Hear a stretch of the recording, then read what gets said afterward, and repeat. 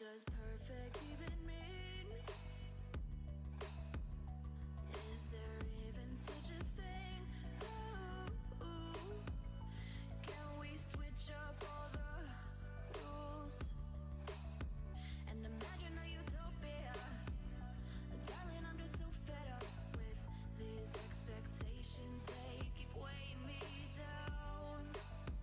My heart is begging me to get the hell out of my head. I'm gonna live inside the upside down for a minute and pretend.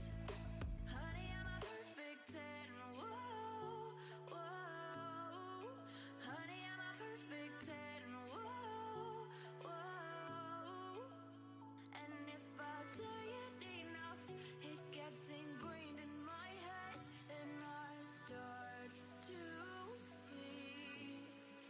Honey, I'm a perfect 10. Honey, I'm a perfect 10. Whoa. Honey, I'm a perfect 10. Honey, I'm a, yeah.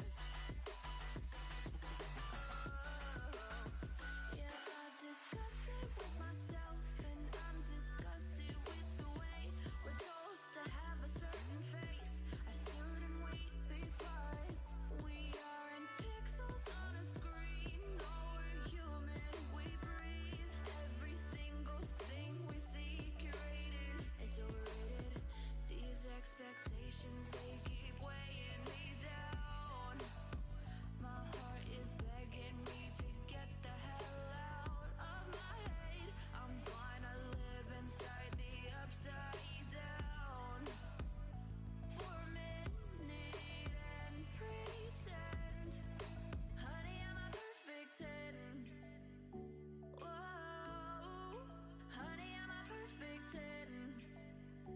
Whoa.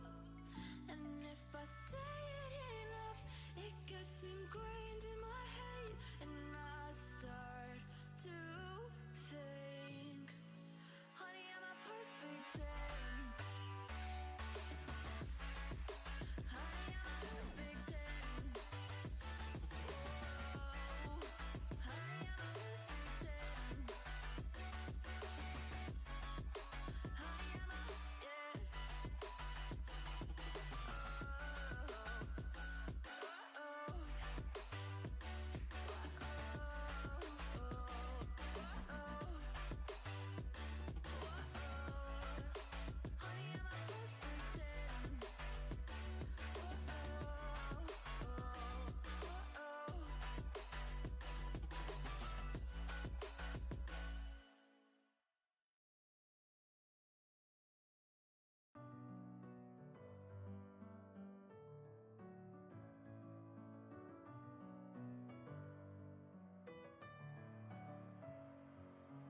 Messing with my head again. You had your heart set on me, but these feels, they come and go, and they come so easily.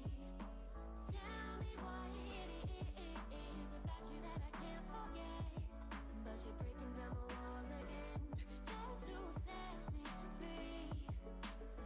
Why do I, baby, why do I love the way you always leave me? Why do I, baby, why do I love the touch but never love the feeling? Why do I, baby, why do I love the way you always leave me? Why do I, baby, why do I love the touch but never love the feeling? Yes.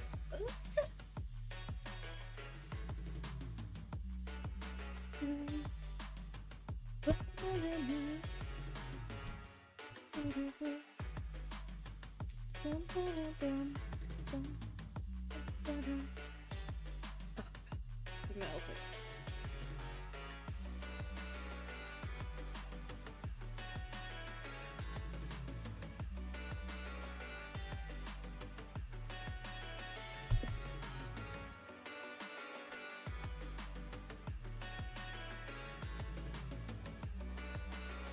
Is this school in Nebraska called These Nuts Public High School?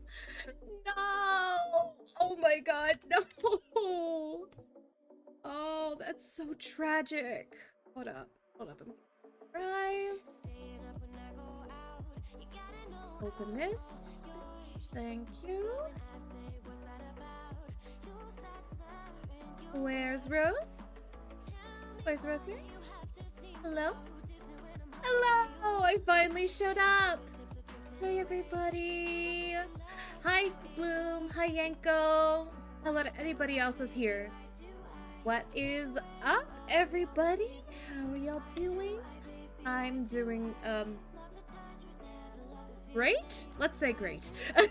That's not a said help way, that's just me. What's up, this guy? I mean, I sure fucking hope so. What do I? Ayo, the nun cosplay. Surprise! I finally did the sexy nun. People have been begging me to do this for so fucking long. And I finally caved. At first I was like, maybe I shouldn't, but now I'm just like, fuck it. But yes, behold. I'm gonna have a little reveal. So I made the habit myself. It's not very good, which is why the top of my head's always covered. We've got a little bit of the I don't know what you call this cloth part on top. We got a very short dress. We got some gloves, girder belts, fishnets, and shoes. A little show for the feet people. You are valid and you are seen. Little bit of a thigh shot because a lot of side slits. Yes, I made sure. One of the things I was like, oh my god, this bitch has got to have side slits. Side slits are fucking hot. Oh my god. Getting a little bit of last minute dinner in because I wanted to eat very close to when I'd start drinking. So that way, you know, I'd have a little bit of a buffer and not get too horrifically drunk. I also refilled, like, as much as I could of my giant water bottle, which is to say, a metric shitload.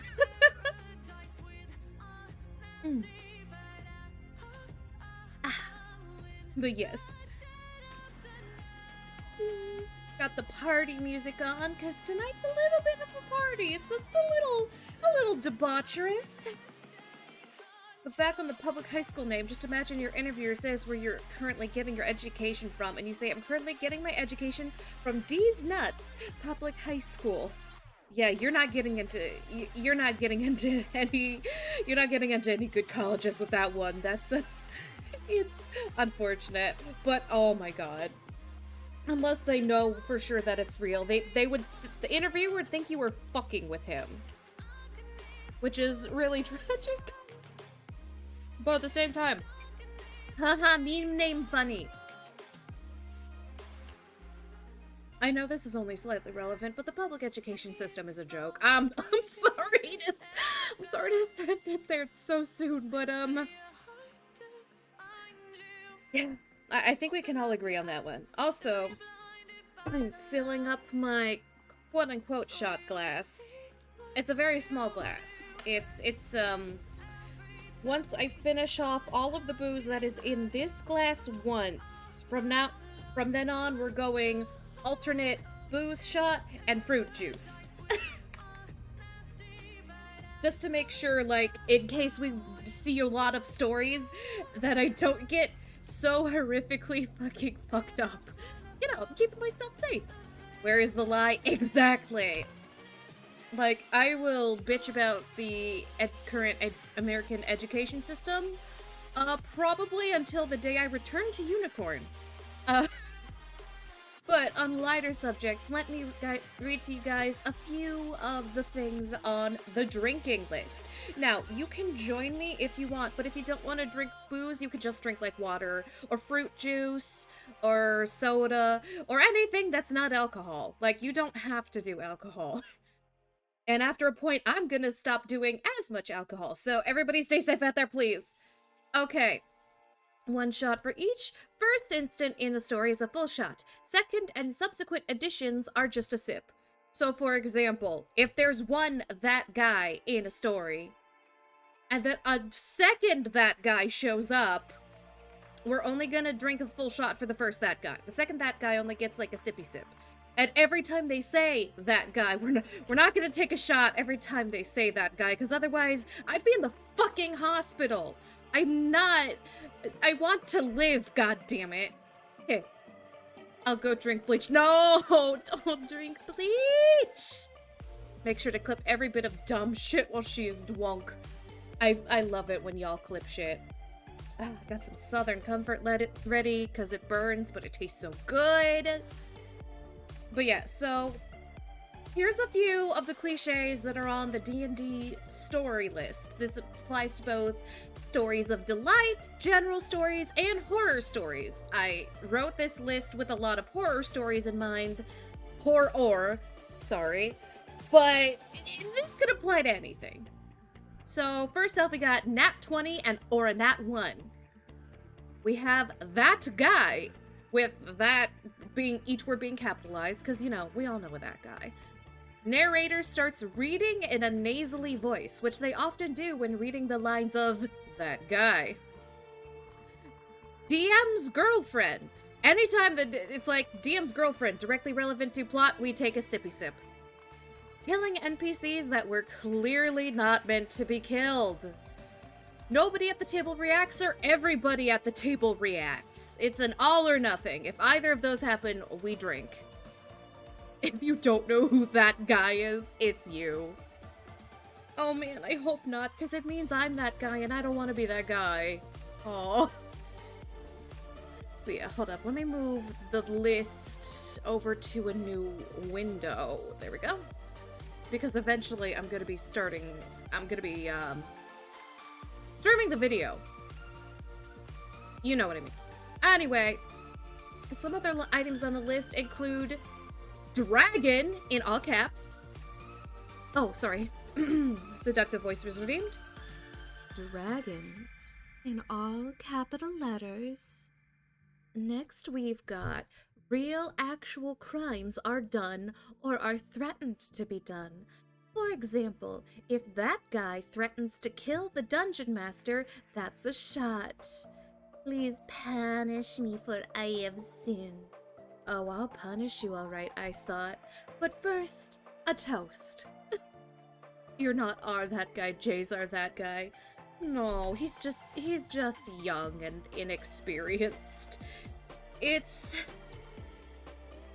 not malice, he's just not he's not the sharpest tool in the shed.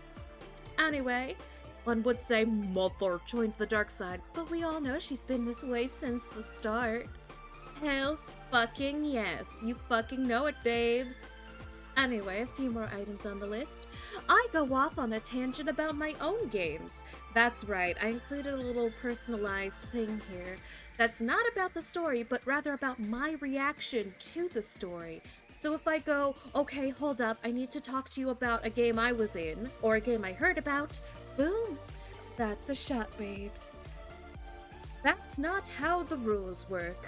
If somebody says, so the DM ruled it like this, and somebody, say here in chat, goes, wait, that's not how that rule works, I take a shot. Let me check up on the chat, still twerking? Okay, wonderful. A player or the DM does something that's way too sexual. I love this fucking voice. A player or players stay in the game when it's really obvious that they need to fucking leave. Sometimes the writing is on the wall, but that game is not a good place for them to be in. And if they stay regardless, we take a shot for that. One or more people in the story, it has this game as their first introduction to tabletop games. This is shockingly often, so I went ahead and included it on the shot list. No game is better than a bad game, especially in this day and age when it's easier than ever to find a tabletop group that suits your needs. Mwah. And the last item on the list, also in all caps, is sexism. Anyway, hello gorgeous, how you doing? I'm doing amazing. Thank you so much for asking. Mwah.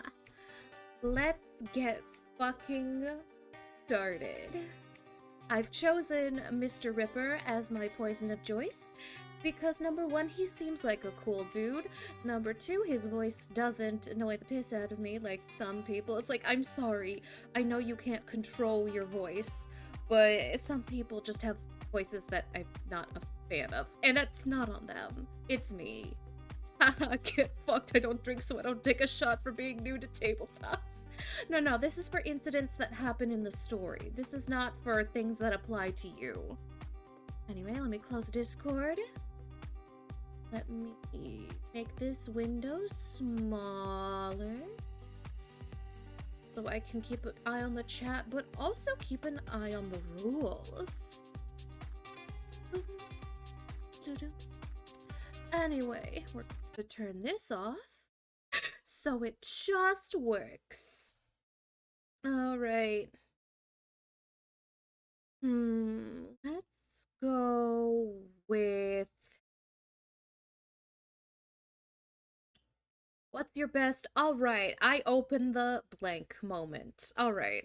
If I started off with a nat 20 and nat 1, that would be just an automatic drink. And I would like to not cheat. I want to earn my drinks, damn it. Welcome to Rip Daddy's house. I am your host, Dave. Did he just call himself Ripped Daddy? Makes noises. You are delightful. Now get ready to open up a whole can of something or other because today we asked I have a whole bottle of Dear something or players other. and DMs, what's your best? All right, I open the moment. Part 1. I'm ready. I'm ready, baby. So, my friends and I were doing our first evil campaign. Should that count that as a... No. They've been playing other tabletop games. Okay, I won't count that. We were on our way into the second... Why isn't the word daddy a shot? Because I don't want to go to the fucking hospital. Dungeon. My character, whom I'd built to be the silent, loyal muscle of the group, I had intended for him to be a neutral entity that'd be tainted by his time in the company of villains. Sexy. However, the dungeon's entrance was a large wooden door on the outside of a rock wall. We'd managed to take out the guards quietly and figured we'd have the upper hand on whomever was inside. All right, I open the door and charge, I tell the DM. No, that's not specifically nasally. All right, so you open the... Wait, you what? Charge? I repeat, now nervous. You charge onto a rope bridge. Oopsies! I'm gonna need a reflex. Turns out this was the entrance to a cavern. I failed 2 consecutive saves and witnessed my character fall into a splat. From then on, when my friends wanted to taunt me for a terrible idea, they'd just say, that sounds like a rope bridge. Took 10 years to shake that one. XD. Lol. I'm not entirely sure if this fits under Hi, Buka Buka! the prompt, but here's a funny story that happened just yesterday. Oh, I was yeah. running a one-shot that acts as a prequel to the campaign I plan to start off this week. The party is made up of 2 people, Okay. a human wizard and a Genasi ranger. They were approached by a half-elf Hi, NPC named Jack, who had recently discovered Hello, the big boy. tomb of a necromancer called... Okay, so what makes you take a shot? Okay, since the unironic XD was kind of cringe, you know what? I'm gonna take my first shot just for the cringe. Just a tiny one. Are you still Rosemary? Yes, this is Bicorn Rosemary, aka Evil Rosemary.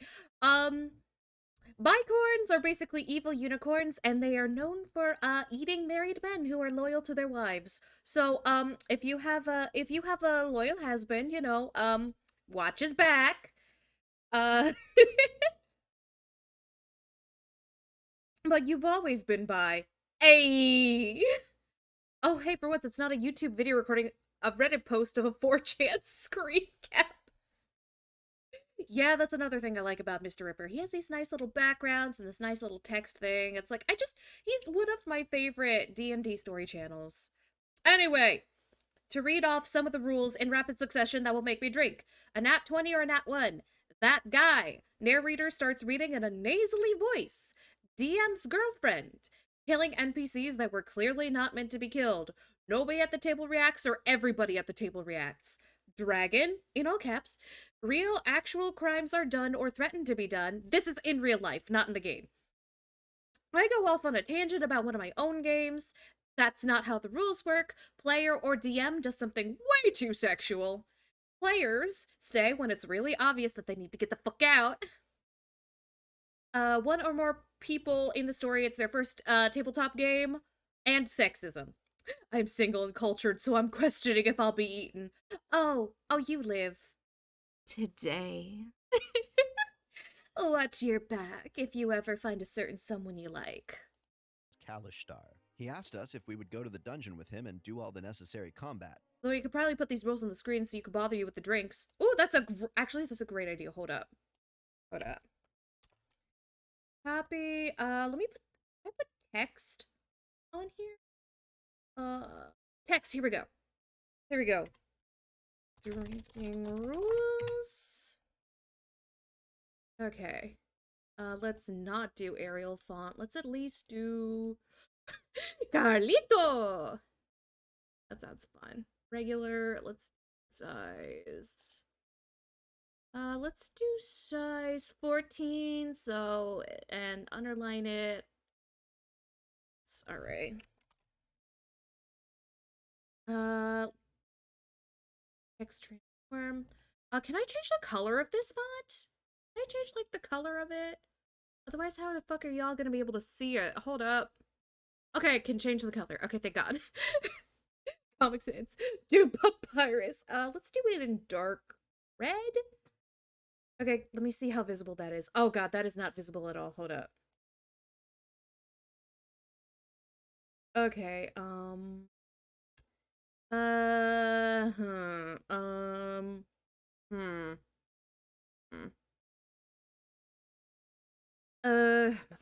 Okay, hold up. Don't worry. I'm figuring this out. How about this? Select the colors. Oh dear, now the colors aren't fucking changing. Oh dear. A dark gray usually does it for me. Let's see. Oh, I could give it a background. Okay, hold up. Okay, hold up. Let me select just a gray. That's too light of a gray. Let's darken that. Yes. Okay. What if it's you? What if it's you, Rosemary, that the person likes? Oh, honey, what do you think happened to Coffee Bean? Wait, we're not married yet. Whoops! I jumped the gun on that one. Alright, hold up. Let me... Okay, how is this? I know it's covering the... Yeah, no, it's covering the screen. Hold up. It's covering the text, so... fuck. Let's put it by the chat. Coffee Bean, no! Coffee Bean is taming the beast, don't worry. Hey llama, does it very far? Okay, I want a different background color. I want... Oh, who followed? Oh shit, that's covering the thing. Nishimiya Gaming, welcome to this library, and thank you so much for the follow. I hope you are now a part of my story, and I hope you enjoy your stay. Okay, this will have to do for now. I'm sorry. If it's too small, let me know and I'll try to fix it again. Heard my name in the other room? Yeah, please tell chat that I have not, devoured you. You have entered the wrong story. Alright, that'll have to do for now.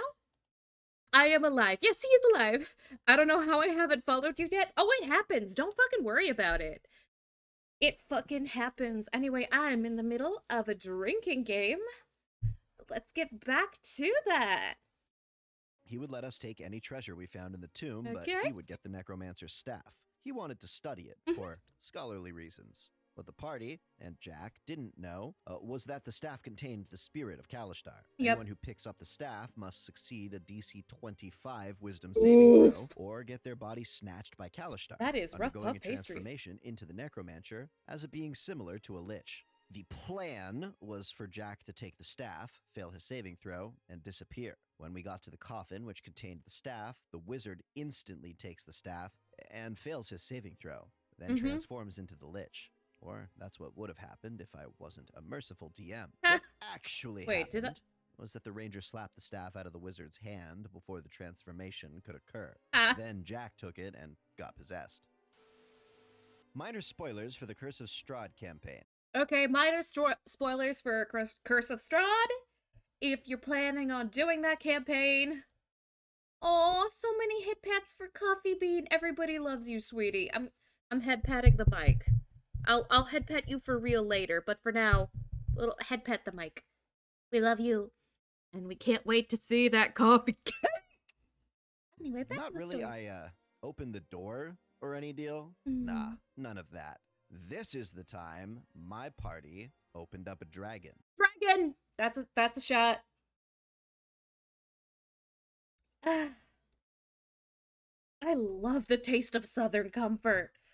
God, this shit's good. Okay, new trope. DM puts on the kid gloves. I mean, some parties need the kid gloves, though. Like, especially, like, me the first time I play a really crunchy system. Hold up. I'm gonna put on a smile. I'm in a good mood. Now, this was my first time playing Dungeons and Dragons. First time! Virgin! Shot for virgin! You shouldn't have put dragon on that list. Bitch, I want to get at least a little bit tipsy.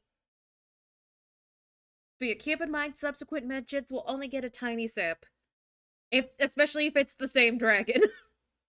If they die from their own foolishness, then you fuck them up. Exactly. And this was in the Curse of Strahd campaign. We had just come across the green dragon Sip and for defeated dragon? it. Now, my bard, Sylvia, was attracted and drawn to dragons of any kind, so naturally she wanted to give it a proper burial. My party, on the other hand, were far too concentrated on the giant gold heap behind the dragon. Now, we Buddy. have one bag of holding, and my dungeon master is dropping some hints that we can't come back for the rest of the gold. Our paladin. Abinthy, do you perhaps have any Coffee Bean. Get out, fuck you, still. I'm assuming it's a reference to the end of Baldi's Basics, where it has the super audio fucked up. Get out while you still can. spells that could allow us Nasally to carry all voice. this gold? The wizard proceeds to pull out a list of his spells and begins to flip through it. Both the paladin and wizard are busy talking back and Hell forth on yeah. ideas. It is then I love that my audio. rogue starts whispering Not to the our game, just half-orc the audio. fighter. She then spoke up. Fighter, how big is the dragon? Dungeon for dragon. master, it's an adult-sized. Fighter, all right, I cut open the dragon and begin to dissect its liver. Apparently, our rogue got the idea to use the dragon's liver as a means to carry a majority of the gold from its lair. That's Our fucked dungeon up. master even allowed it, given how clever it was, and we heaved the liver all the way back to the inn. On a scale of course, 1 to with a fucked up, how grumpy fucked and up is angry fucked up? bard on the journey back, That's fucked not up. approving the treatment of this dragon. TLDR, my party cuts open a dragon to use its liver to carry gold. I mean, it's very clever of We're them. fighting in a warehouse, which has a second-floor office where we know enemies are gathered. Mm-hmm. Barbarian goes up to the door. I'm gonna rip the door from its hinges and charge in. The DM asked him 7 times. 7 times. Are you sure you want to do that? He didn't take the hint. Bro, if your DM asks you, are you sure about that 7 fucking times? That's DM speak for, you're going to die if you do this. Probably in real fucking life. Rolls for strength. It's like a 10 total. Not a rolled nat 3 one, at the okay. time. Also, he wasn't raging because the player always forgot to rage. This is important to the story. So instead of Wait, did you drink for dragon? Yes, I did drink for dragon. ripping the door off the hinges, he rips the handle off, which breaks the mechanism holding the door closed, and it slowly swings open with the barbarian just standing there like an idiot. 4 held action crossbow Eek. shots with sneak attack later. The barbarian is down. Yikes. If he had been raging, he would have been just under half health. So it actually taught the player that raging is important. I mean, he learned a valuable lesson about playing barbarian.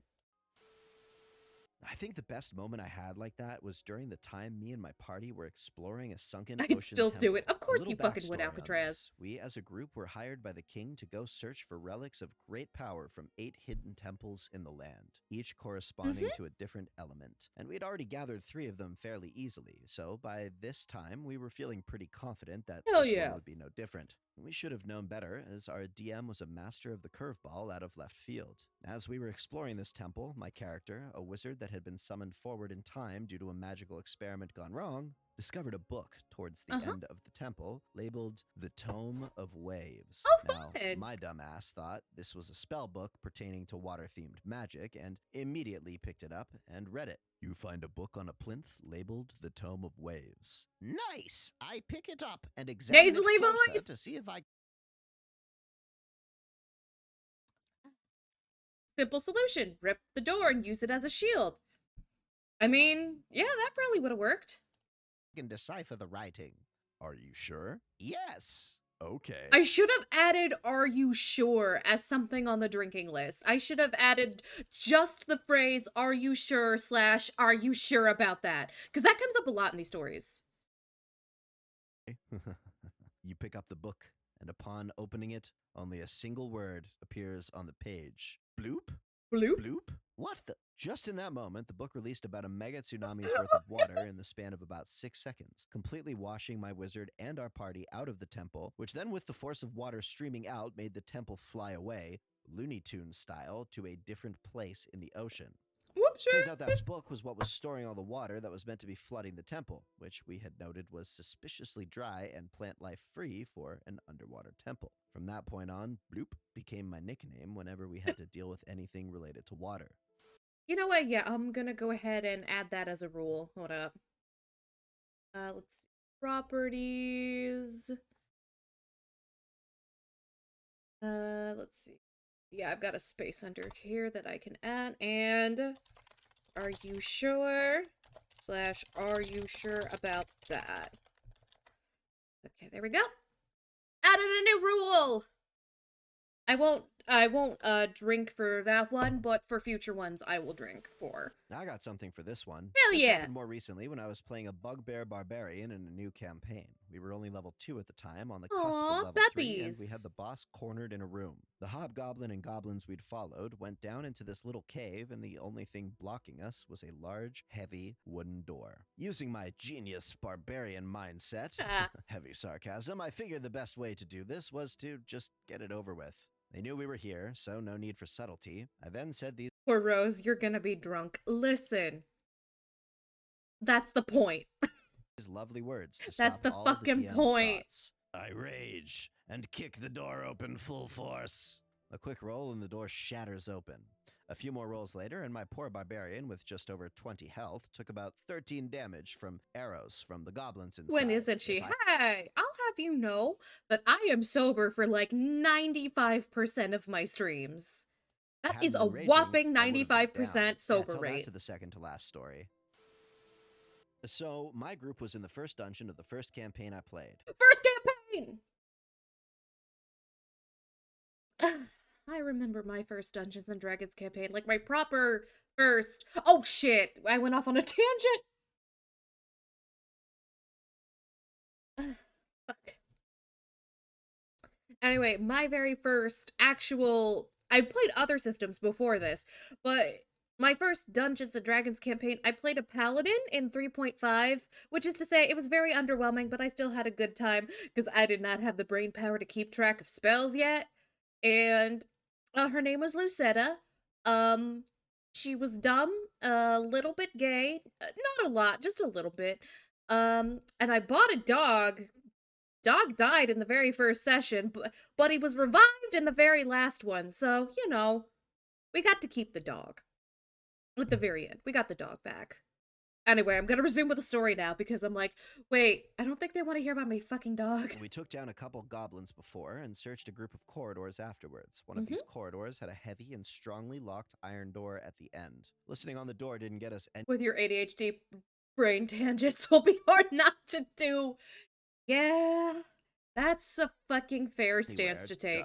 and since we had no rogue or anyone with thieves' tools, we had to improvise. I picked the lock. Oh, You lack the nasally tools voice! or proficiency. I use a dagger then. You use a what now? You know, a dagger. I try to twist the lock with Nasally the blade voice, of the there we go. dagger and stuff. Takes a look at the ranger's inventory. Do you have a dagger? I have 5. I give him one of mine. Roll for sleight of hand. 18 plus 3, so 21. Not a nat Moment of 20. silent regret. You open the locks and the door creaks open. As you are about to step inside, you see, make a con save. Fails save. You see a ranger begin to petrify. Whoop! Turns out that was not a vault door. It was a prison for a basilisk and a bone naga, and we ran in like madmen. Me and my Whoopsies! party are in the midst of an abandoned castle in the Feywilds looking for a sylvan child named Meloki. Well, Oh, that reminds me again in the first D&D campaign. Gotta take only a tiny sip for that one. But yeah, we went into an enchanted forest and we found a child towards the beginning. Add TPK? Oh yeah, no, that's a good idea. Hold up, let me add TPK. Whoops. Text TPK. There we go. There we go. New rule added. well, I, the gnome wizard, approach a door that we've been led to believe is the door that leads to a boss fight, wherein we would be fighting a giant spider that kidnapped Meloki. In my infinite wisdom, I decided to kick down the door. Nat 1. Nat My foot 1! gets stuck in the door, and the fighter comes over to show me how it's done and attempts to kick in the door. He rolls a 4. Oh, God. The GM decides that if he makes a strength saving throw, he won't get stuck. He rolls an 8 and gets Oh, his no. foot stuck in the door. Our bard is the only remaining non-stuck member of the party. He also happens to be role-playing as a very eccentric and Oh, over-the-top no. noble. This bard decides that he is the chosen Oh, one no, and decides baby, to risk no. it all by kicking the door in. Oh, no. The fighter uses the help action. Somehow, and for some reason, the dice gods decided they hated us today. At advantage, the bard rolls Nat 2 1 nat ones again! for strength checks and gets stuck in this 100-year-old door with us. Now, TPK is, it's short for total party kill, which basically everyone in the party fucking dies. Like, everybody. this would have been an easy fix, except this door happened to lead not to the mini-boss spider, but actually lead to an NPC who was related to my fighter's backstory. He Whoopsies! happened to be the fighter's sworn enemy and was constantly hunting us down and tried to Yeah, kill wipe. us. Anyway, that's how my party got TPK'd TPK! by the door. TLDR, party see cloaks scattered around a cave. Warlock immediately decides to put one on. Chaos ensues. This isn't exactly an alright, I open the kind of moment, but very similar. I got TPK'd by a fucking door. It's like, what are you doing, step bro? I'm stuck in the fucking door. We're about to TPK, step bro.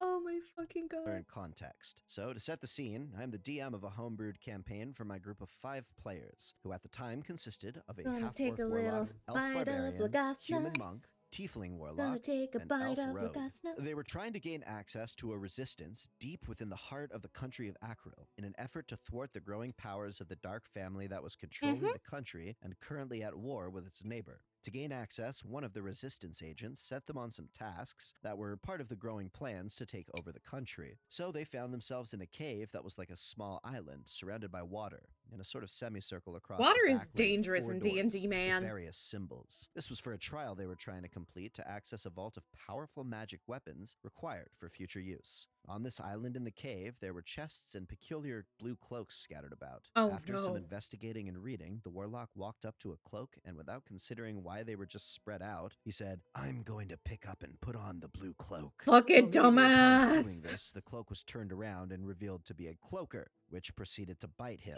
and latch onto his face. Then the other cloaks engaged with the party, and combat ensued, with the players trying to constantly fight while pulling these cloakers from their friends' faces as they proceeded to be suffocated to death. The combat killed 2 players' characters Oh, and ended damn. in absolute chaos. It was a great time, but also very depressing as one of the players had just made this new Aw, character pour who one out then for a proceeded homie. to die straight away. I'm gonna Great take a time, sip for that. but also depressing. D&D in a nutshell, really. Hello, my darling friend, and thank you for Alright, that's the end of that video.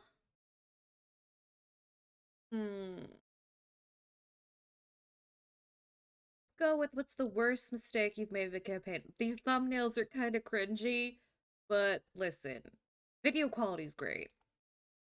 I've never seen this one before.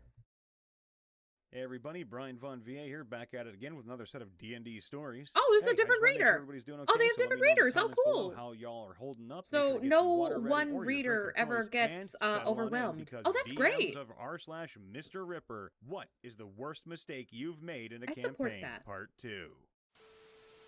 The power of curry. Oh. Choke me harder, Cloak Coon. Choke me harder, Cloak Coon. I can feel it already. I made a homebrew campaign about a vampire that was using hags to steal curry recipes from local cities and villages. I mean, The curry is good, idea though. was that the vampire was looking for a curry cocktail that would give him immense power to dominate the land. Hell yeah, So the as you PCs do. would venture to slay the hags stealing the curry recipes, return them to their owners, and in return be awarded a vial containing a curry sample. The PCs didn't know it at the time, but these vials contained elements of the ultimate curry the vampire was after. Had any of the characters chosen to drink the curry vials, they would be gifted with an extra 1d20 for a combat duration. Damn! However, throughout the campaign, none of them drank the curry the entire time, despite being in situations where a last hope option was a good idea. Cut to the PCs at the vampire's castle. He gives his monologue about his plan and how the PCs have ruined it for him. I look over and see the wizard of the group who is carrying all of the vials of potions, and the cogs are turning in her head, and she is putting it all together. They begin combat. On the first turn, the wizard chugs every single vial. Other PCs look at her like, what the fuck? But I knew she knew what she just did. I explained to the group that the vials of curry have the ability to give immense power to anyone that drinks one individually. But since she drank all of them, she had done exactly what the vampire was trying to do. So she basically got to roll an extra 5d20 on her rolls throughout combat. On her first roll for damage, 3 of the 5s were natural 20s. Nat 20! This is how it went. There was a vampire, and now there's a pile of ash in front of the party. So much for a fun final boss to an otherwise epic campaign. TLDR, I gave the PCs curry vials that granted the drinker 1 extra d20 on rolls for a whole combat sequence, and a wizard drank all 5 for the big bad evil guy and one-shot it.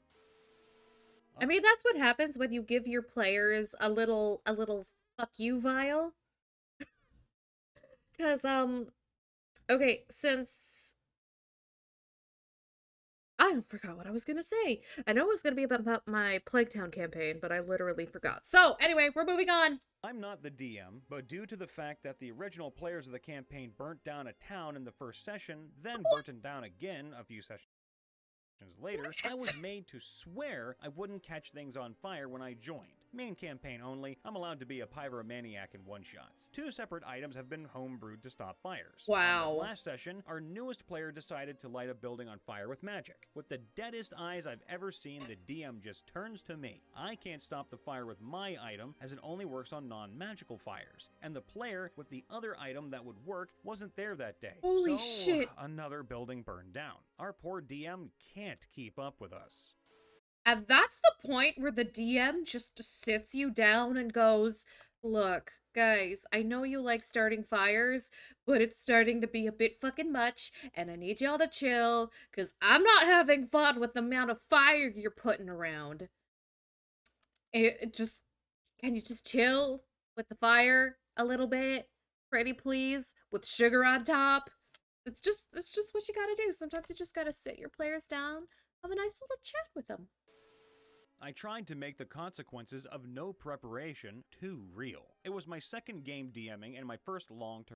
I'd probably have sick bounty hunters on them. You know what? Yeah, especially since they have a reputation as arsonists now. Bucket, rocks fall, everyone dies with the fire. You know, it's like, if you set one more fire, I'm TPKing you guys and ending this campaign right fucking here. And then they'll set the fire, because they're a bunch of little pyromaniacs. And then I act on my promise. What is this outfit, by the way? Gothic nun? Yes, this is evil Rosemary with the nun costume. I realize there's not a lot of evil Rosemary costumes, so I'm working on adding a few more. There's also going to be an evil nurse. There's going to be an evil waitress and a regular waitress. Why is water so much more deadly than the other elements besides gravity? I mean, I don't know. It sure is fucking tasty, though. I'm trying to make some sexual joke based off of that, and I fucking can't. Oh my god. I. Speaking of sexual jokes, I went into. You all know Tice, right? He draws the cooters shit for VTubers. So I went to one of his streams earlier, and he's been in one of mine before. And he was like, I just remembered when I went to Rosemary's stream and she was talking about werewolf knots. And then his chat looks at me like, Rosemary, you gonna fucking explain? And I'm like, I've been called I've been exposed. And then he turns into a pickle. It's the funniest fucking shit I've seen all day. Especially canned water. Oh, you mean Liquid Death. I love that shit. I love that company. I love their advertisements. I'd show you an advertisement for Liquid Death, except I'm pretty sure this video would get DMCA'd for it. So just, okay, do me a favor. I'm gonna pause the video right now. Wait, it's already paused. Never mind. Hashtag not sponsored. But yeah, go on YouTube and look up Liquid Death advertisement. And I want you to watch that and then come back to me. Okay? Okay. I'm gonna... Oh, we are almost down to the point where I start alternating sips. Hell fucking yeah. Campaign. We were playing this 5th edition superhero game I homebrewed in college. A 5th edition superhero game? Bro, just use mutants and masterminds, you dumb bitch. Oh shit, the critical drunk is coming out. Not the angry drunk, because I'm not angry, but like, holy fuck, dude. I'm sick of people trying to shoehorn absolutely everything into Dungeons & Dragons. Just play mutants and masterminds. Exactly. It's like, look, Dungeons & Dragons is a decent system and a lot of people are familiar with it. So I get the appeal in trying to put some shit in. But if you're trying to play a specific flavor that's not medieval fantasy, there's systems for that. You don't need to use D&D to make other settings right. Like, literally, if you want to play superheroes, there's mutants and masterminds. I can attest to mutants and masterminds. It's a great fucking system. Is it a little busted? I mean, yeah, but every system has its bad points, but it's great for the hero and villain feel. Piss God will be lurking around. Hi, Piss God. Yeah, it's a drinking stream, so don't worry. I will be making an offering for you. Hydrate. Hydrate. And don't worry.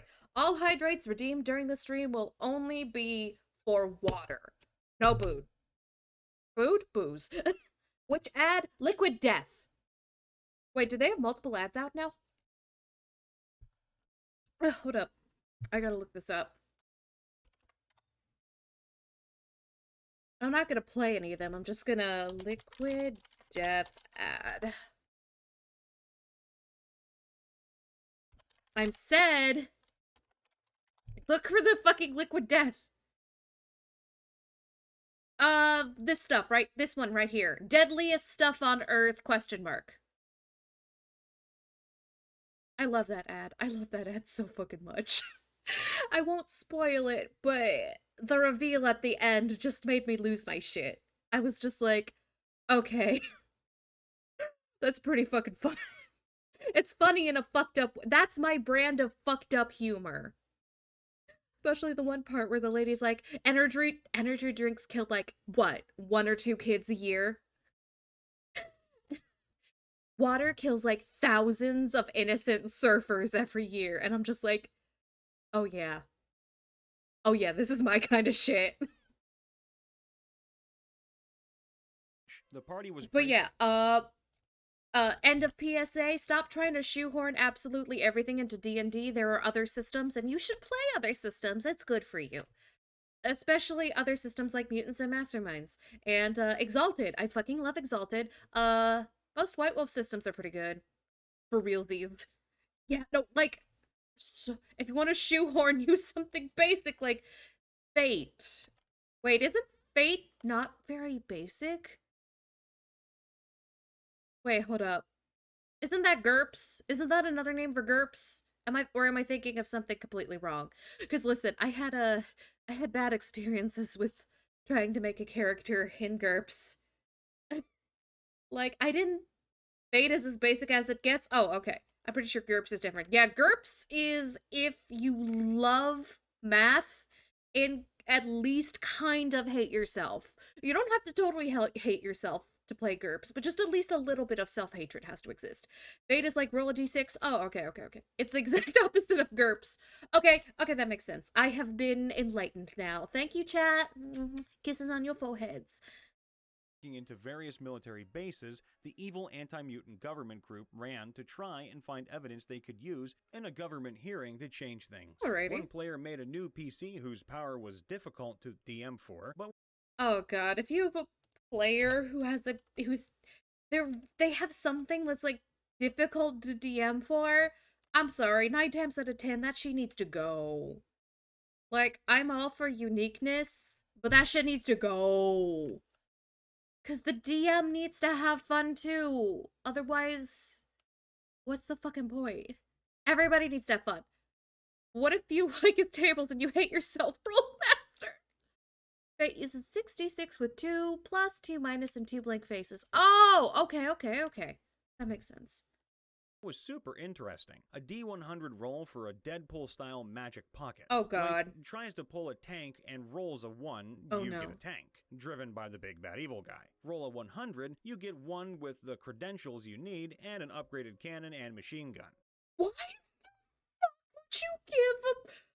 the fuck would you give I'm sorry, this story is put the mind break tag on the stream because I'm gonna finish the glass. There's not a lot in the glass, but I'm gonna finish the glass just from that homebrew story alone. Just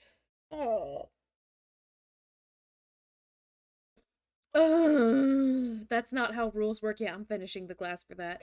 Just because of how fucking bad. First of all, they're already shoehorning stuff into D&D that's not suitable for D&D.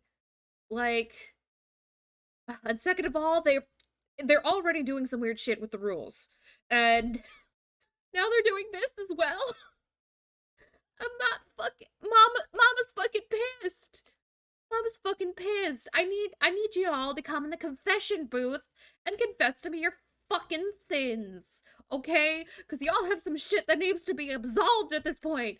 God, fuck this story. So Miss PC wanted a key card for the base they were near. Rolled a 90 or something. Oh, God. So I gave him an ID that looks a lot like him. I expected them to try to figure more out about this guy, so I set a few security questions and passwords for the other PCs to be let in I as hate guests. this. But they just marched in. I wanted them to feel like there were consequences. So If you wanted them to feel like there were fucking consequences, you shouldn't have given one of your players an I can do whatever the fuck I want button. If I had to learn that the hard way, so the fuck you. I got no fucking sympathy for this DM. Like, fuck this bitch. God, I need to drink some more. tried to push the security and stuff. And I pushed too hard. I went after the smallest mistakes to the point I realized I was overriding their creativity and agency in the game.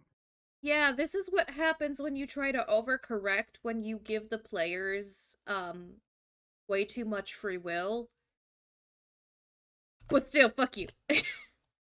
No idea could succeed and no role mattered. It was terrible, and it haunts me to this day. Lost half the players from that. Well, there yeah. were some personal reasons too. The ones who left were kind of jerks outside the table who didn't like a friend of mine for pretty bad reasons I won't get into. But it was still a learning experience. Until life ended the campaign, the next infiltrations went much better and much more fun. TLDR, real consequences to PC's impetuousness and removing PC agency can be Well, God, like, first of all, the jerk player's leaving, that's great. If ever you can get rid of, like, a piece of shit player, that's a great thing. But you sound like a shit DM. You sound like a shitty DM. I'm sorry, I'm sure you're a good person, but you're a shit DM and I would not want to play in your campaigns, which is a good thing that I don't. I'm playing in 2 very good campaigns, and I'm gonna be running one, which hopefully this time starts tomorrow. Hopefully, if it doesn't, oh fucking well. I still have a pretty good life. Aw, be nice. He learned. Yeah, you're right. I'm being a little bit harsh. It's just that, oh god, they just made some choices that just really grind my gears in the wrong direction. Anyway, we're moving on. We're moving on. Be a very thin line. As the DM, I thought the ratio from gold to platinum was 1 platinum equaled 100 gold, while it should be 10 gold. No, no, you were right. 1 platinum is 100 gold. You were you were fucking right. Also, 5e in his college days, that was like 6 years ago, so it wasn't that long. Yeah. Yeah, it's like drinking for rules being incorrect. And we played Dragon Heist where platinum is thrown around a lot. I didn't realize it after the campaign was over, and now it's an inside joke with my player that a platinum is worth only 10 gold pieces. No, it's worth 100. GMing is a pretty lofty calling. Yeah, it is, which is why it's like I'm a little nervous for the game that I'm gonna be running. Oh, that's a drink for a tangent. Platinum is worth 10 GP. What the fuck? So the system, it's definitely 10 in the ones I know. What? I thought, because it's 100 silver equals 1 gold. So why wouldn't, and 100 copper equals 1 silver. So why the fuck wouldn't they continue the, wait, no, I'm wrong about that too? Oh god, oh god, oh god. Well, yeah, but, oh my god. I'm sorry, everyone. I got the rules wrong this time, which means I'm gonna take a shot of water. Cause fuck my good time. What? 10 silver equals 1 electrum? There's a step between silver and gold. There's a step between silver and gold? What? I've literally never heard of this. Electrum is above platinum, but no one uses electrum. Yeah, no, I've literally never been in a campaign where anybody used electrum. So I've never heard of this. And the only book that I've read super extensively, like I've read the 5e book, but the only D&D book that I've read super, okay, two there's two game system books that I've read extensively. There's the 3.5 base book, and then there's Mutants and Masterminds. Those are the 2 books that I've like read front to back. I read everything in them. And it's just takes me by surprise. Not mine, but a friend's. They were in an isolated place training with each other. Mhm. The Ghost Paladin decided to seduce the player using a homebrew dragon class. Seduce by a ghost pal? Ghosts? Ghost pal. I mean, he can slither on into my bed anytime he wants. Yes, I have a little bit of a ghost kink. You can sue me.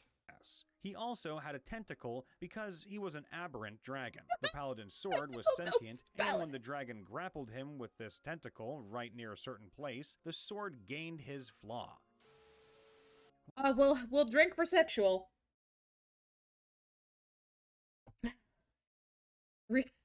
Like, seriously, imagine the face Shrek makes after seeing the Duloc musical. I fucked up. How did you fucked up, Mimicutie? I saw you wuss out so much on House Flipper. No, there's a difference between us. Okay, first of all, there were no, like, ghosts in there. Just, like, Michael Myers standing outside, and then there was, like, a dead body upstairs, okay? There was... Okay, to defend myself, there was a dead body upstairs and a serial killer outside. I didn't see any fucking ghosts. Second of all, there's a distinct difference between a sex ghost and a non-sex ghost. Ghosts are usually dead, you know. Don't... I'm being kink-shamed! I opened way too many hentai tabs. I think there might be around 100. That's a lot of fucking hentai. Are you gonna share with the class? I'm kidding, of course. I'm kidding. You don't have to share anything. But just Listen, there's just there's not enough ghost porn, okay? There's not enough ghost hentai, okay? The only thing I could find was also contained a lot of the thing that I'm not into, and it's like, nah, fam. I know this is a rare kink, but I am not gonna stick it out with this. Fucking do it. Don't hitch me on. I'm just saying, if you do, just post it in the appropriate place on the Discord. With their corpse while buried. Oh, Electrum is 5 silver pieces for 1 Electrum piece. What the fuck?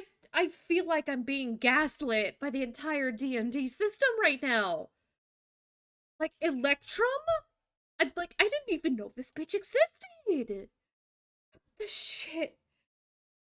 Basically everyone ignores Electrum. Yeah, because it's like, it doesn't feel like it belongs. It's like, it disrupts the natural progression of currency. Yeah, if the conversion is like that, then even worse. Yeah, because it throws off the fucking numbers. I showed someone my hentai folder in a public place list to say he was scarred. Poor bastard. I'm sure it's always 10 steps in Pathfinder, which I'm more used to. I only played 1 Pathfinder game, and it lasted, like, literally 1 session.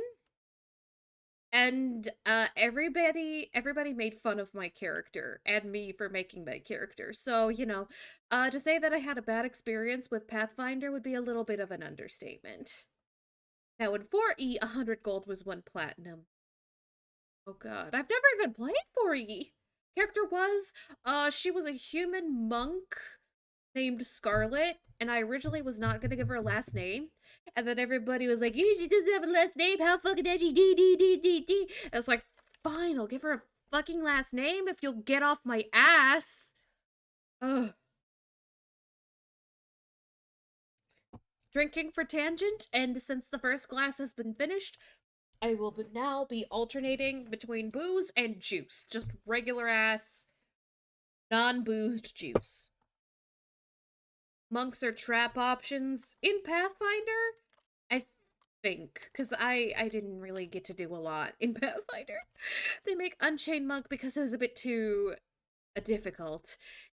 Yeah. I did not have a good time playing Pathfinder. I'm sure that the people who play Pathfinder regularly love it and have fun with it, but it's just not for me. It's just not my cup of tea. I'm not gonna insult anyone for playing Pathfinder, but like it's just not for me. Orc Redemption Paladin. We call this Joe's Flaw. Orc Redemption Paladin. We were Ooh. dealing with a tribe of orcs. I love due to orcs. his oath, he wanted to avoid killing them out. So he barged into the orc-occupied structure and revealed his title, and how he earned it, to scare them off. The problem: I forgot the elf ranger was watching through a window. Paladin's title and reason for seeking redemption: Runyok the Elf Hunter. The ranger was... Uh-oh. Whoopsies! Yeah, Monk is such a bad class. Yeah, you ain't just whistling fucking Dixie. Also, I'm gonna be drinking some of the juice just randomly, just to make sure I can pace myself and not drink too much too fast. Because listen, this tangerine Italian soda, it's fucking amazing.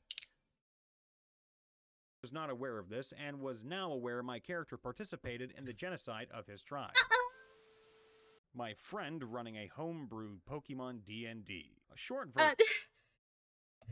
Homebrew Pokemon D&D. What did I just fucking say about shoehorning everything into D&D? There's literally a Pokemon tabletop game.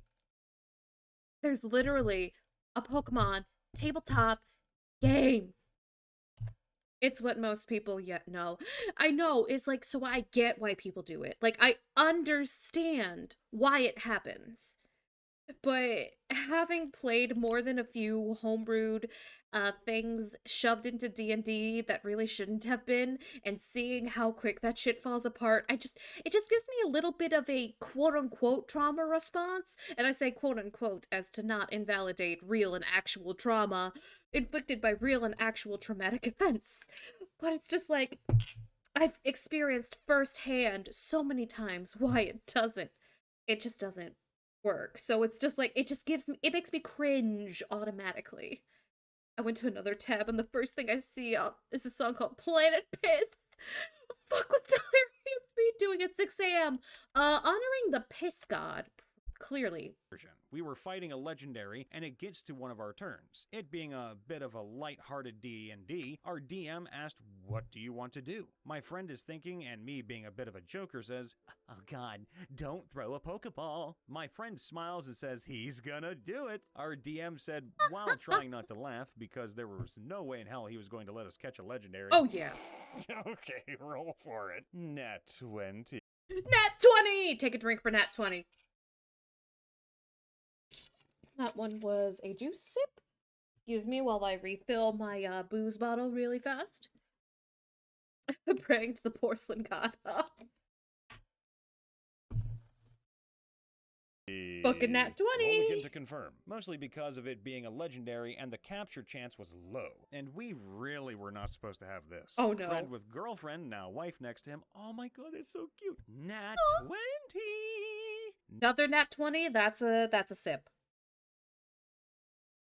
Not a full shot, just a tiny sip. Needless to say, all of us were laughing because of this. It sucks that we stopped playing shortly after that and didn't get a chance to see where this would take us, but still a good memory. Hey, thanks for sharing it. Aw, it's really wholesome that was a really good memory for them. Like a really funny, just a wholesome little memory that they shared. Good for them.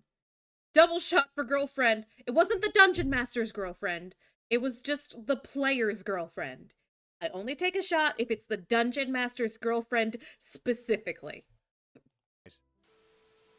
It's a guideline that you should only roll for stuff that you aren't sure how you want to happen. If something's impossible, don't call for a roll. Oh my god, I learned that the fucking hard way in my God War campaign. Okay, so I wanted it to be very difficult for them to discern the true origins of a certain monster that I threw against them in a gladiatorial arena. I had an NPC start freaking out that they had with them because they collected NPCs like they were candy, but that was not the worst offense they made. I kind of expected it, I anticipated it, and I played for it. So really, that part wasn't so bad. Anyway, she started freaking out, but I didn't expect them to roll so well to get her through her trauma response and ask her what the fuck was wrong. And then she revealed that said monster was actually her biological son that she'd been looking for a good few years. I mean, it has a happy ending though, because the players took to that really well. I was expecting them to hurt the child, but they didn't. They adopted him, and they not only took good care of him, they fucking spoiled him. It was actually really fucking wholesome. Like, how much everyone just kind of rallied around this little 6-year-old boy and took care of him. And like, yeah, we're gonna be his godparents now. And we're gonna help look for his father, because that's what the one NPC wants to do. And I was like, oh, tangent! Drink for tangent! Tangent drink! Don't worry, I took the tangent drink. But yeah, it's just, while that campaign was a bit of a shit show, everybody just taking care of that 6-year-old kid just really warms my heart. After a while, a GM learns how to have low faith in their players' humanity.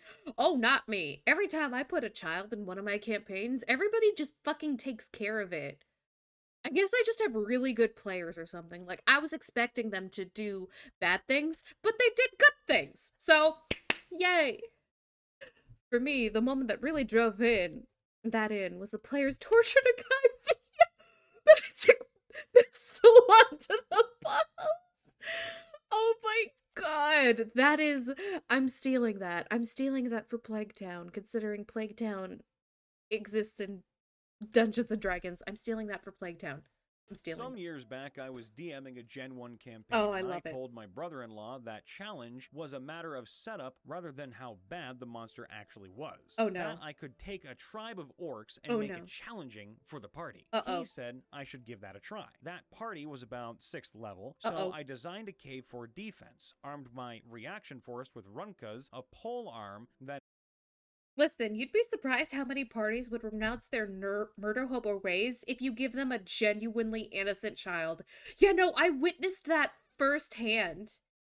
You have a point. Children are usually off limits. Yeah, and it helps that I made this child, like, actually likable. Like, some kids are a little bit bratty, but okay, so Hamlet was a very good boy. Hamlet was a little bit traumatized, yes, but he was well behaved. He was very sweet, and when they managed to turn him back to human, the first thing he did was cried and ran up to his mother and hugged her leg because he still recognized her despite them being apart for so long, sorry. So, heartwarming reunions. Oh shit. Sorry, I thought the Designed a cave for defense, armed my reaction force with Runkas, a pole arm that in Gen 1 could be used to disarm troops with simple handheld melee weapons like swords. As a result, I was facing a TPK, although we didn't I'll take a drink if it's actually a TPK. have that term back then. I sacrificed 2 of my favorite DM NPCs to cut a path for the party to escape. As soon as they were out of the cave, my brother-in-law wanted to go back in to rescue the DM NPCs. Yeah. I told him that if they waited much longer, the orcs would have a pursuit party together, and he would be wasting the lives sacrificed to allow them to escape. And I meant that. Yeah. They went back better prepared at 8th level and slaughtered my poor little orcs. Hell yeah. Easily the biggest mistake I ever made as a DM was homebrewing a 1d10 misfortune table for a Hexblade Warlock. Homebrew is really fucking hard. I say this as someone who's tried it multiple times. Homebrewing something balanced is not fucking easy. Fumble tables! Some of the most hilarious things you'll ever read. Oh, the video disappeared for a second, but it's back. Okay, we're good.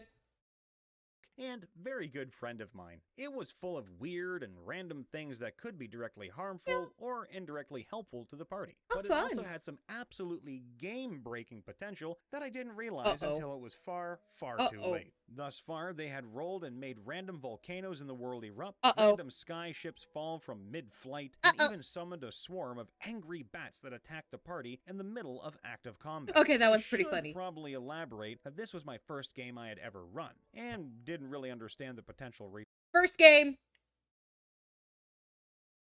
repercussions. Flash forward a few months of playing, and the party meets the king. They immediately don't like and deeply distrust him due to some poor insight rolls and Whoopsies. admittedly cagey explanations on my part. The next morning, the warlock rolls on his table and rolls an effect that, due to my lack of understanding of balancing and experience, allows him to pick a place that he has seen. When he does so, a tear in space opens up and sucks in everything within 15 feet of the space it originated from Suck. before it disappears again. I then roll to randomly determine which plane of existence whatever was sucked up gets dropped in. Then I roll again to determine how long it's there before it reappears at said player's feet. He chose the throne, which then sucked the king and captain of the guard and spy master into Avernus for a full month.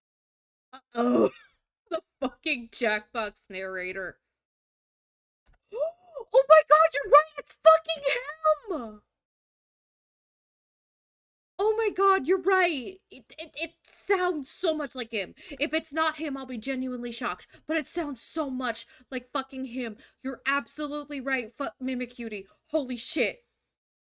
Also, wait. I just realized today is the final day of my giveaway. I need to roll for who won. Oh, fuck. Oh, fuck. Hold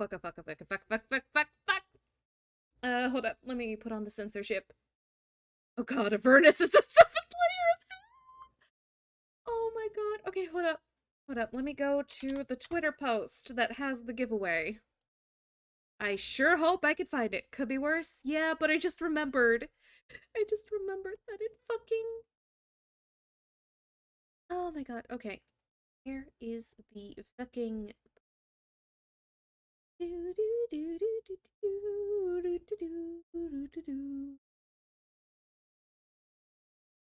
Nope, that's not it. That's not it. Giveaway. Where the fuck is the giveaway? There's the giveaway. Okay. Okay, view tweet activity. View all engagements. Nope, that's incorrect. That's incorrect. Alright. Let's see, RNG roll, could be worse. Is that really a Jackbox narrator? I don't think it's actually him, but it sounds so the fuck much like him. All right, so we have 16 entries. That is not the correct thing.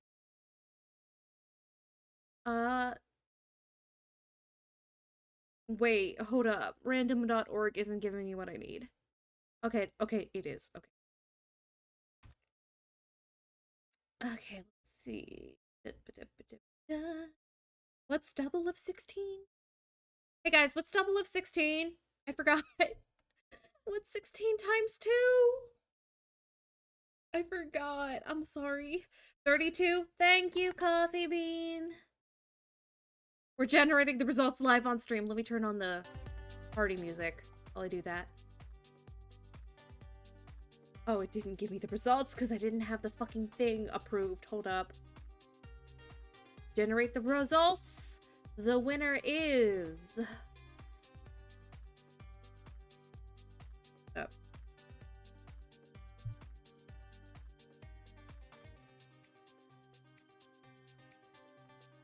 Hold up. I gotta do some math to figure this one out. Because anyone who, did... reblogged it as well as liking it got a second entry. So this one goes to a person who reblogged us. Fuck. Shit. Not what I meant to do.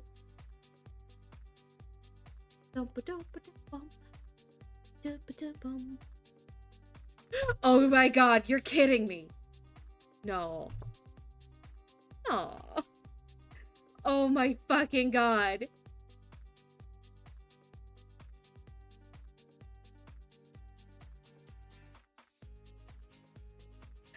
Okay, so the winner of the Love Story giveaway, the $10 Steam gift card, and the art of us cuddling in blankets together and enjoying a warm beverage is... Wait, hold up, I forgot to open up stream levels. Hold up, I'm sorry. I'm so scuffed. I hope you all can forgive me, especially if I directly into the microphone. It is actually our latest follower. Nishimiya Gaming is our winner!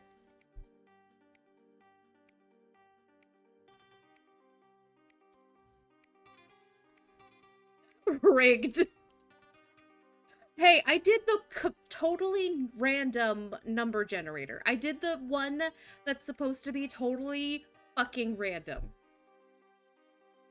Okay? I promise I did not rig this. I did not rig. No rig.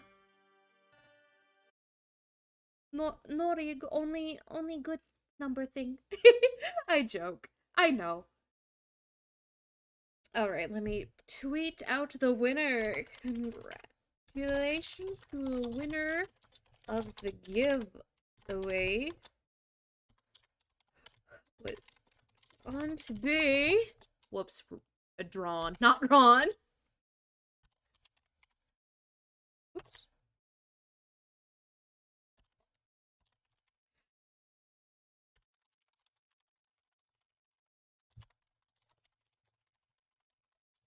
Will be giving you your reward after stream ends.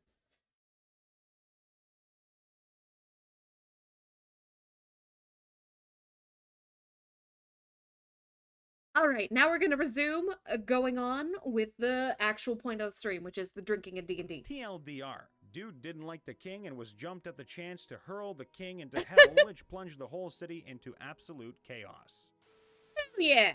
Well, so far, in the 9 portals, the new guy, his character is a female tiefling sorceress, says that to explore these doors to break up the party. I'm like, wait, what did you just say? Look, so I'm the DM. What? I know breaking up the party is the worst idea for any campaign, I'm so confused. I had all 4 players roll wisdom. He got an at 20. Drink Before for that heading on 20. with the campaign, and thanks for a question answered in Sunday's live D&D, I pulled the guy to the side and told him that breaking up the group is a bad thing, and wanted to know if he wanted to keep going on with this idea or stay with the group. Okay. He wanted to go with his idea, break up the group. I nodded and we went back to playing. With his nat 20, his tiefling told every character to go which door he chose to go through. I hope they make it through to the next room, but this may be the worst thing this group made. I did try to warn him. Yeah, you shouldn't have let that guy do that. That's just a lot of work for the DM. Like, good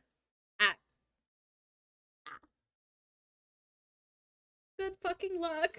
One time at the final chapter of my friend's campaign, our Aw. 12th level party was trying to discover where one of its previous members was, after he got possessed by wielding a demon blade. Hell yeah. After an encounter with some pale kobolds, which almost Holy fuck, my internet is not happening, so I'm gonna have to dip for a bit. It buffers every 2 seconds, so bye-bye. Bye-bye. I hope your internet gets better, Mimi Cutie. And if I don't see you again the rest of the evening, here's a kiss on your forehead. Mwah. resulted in the death of all of our characters, we Uh-oh. were luckily saved by a demi-bear NPC, which coincidentally was the love interest of my character, a warlock dragonborn. After a couple of minutes after we were rescued, 2 adult dragons, Dragon! one white and the other green, started chasing us while we ran through some grass plains. Somehow 2 sips the for 2 demi-bear dragons. was able to momentarily stop them, telling us to continue running. Again, as he was my character's love interest, there was no way I'd let him fight Stupid 2 decisions made in the name of full-grown dragonborns all love. by himself, and I was confident in the serious amounts of damage that Eldritch Blast could deal. I was pretty confident it'd be fine. The plan was for my character to enter combat and help the NPC, distracting both dragons while the rest of the party kept running. However, I wasn't literal enough with my words, and when I entered combat, all of my party joined alongside me. After some initiative tests, both dragons ended up going first, and all players except for me failed both constitution saves. This resulted in the end of our campaign, as most of our party had been obliterated in only 2 rounds. From that day forward, I always try to be as literal as possible when discussing plans. That's a with our drink for group. TPK. Hey everybody, Brian here checking in. Holy fucking shit. Alright, I'm gonna let you guys pick off any of the videos that are currently on screen. I'm gonna let you guys pick the next one that we do. Any of the ones that are currently on the screen right fucking now, it's your choice. And I am leaving the fate of my sobriety in your hands. But yeah, hold up. Let me go back to Twitter, make sure everything's good.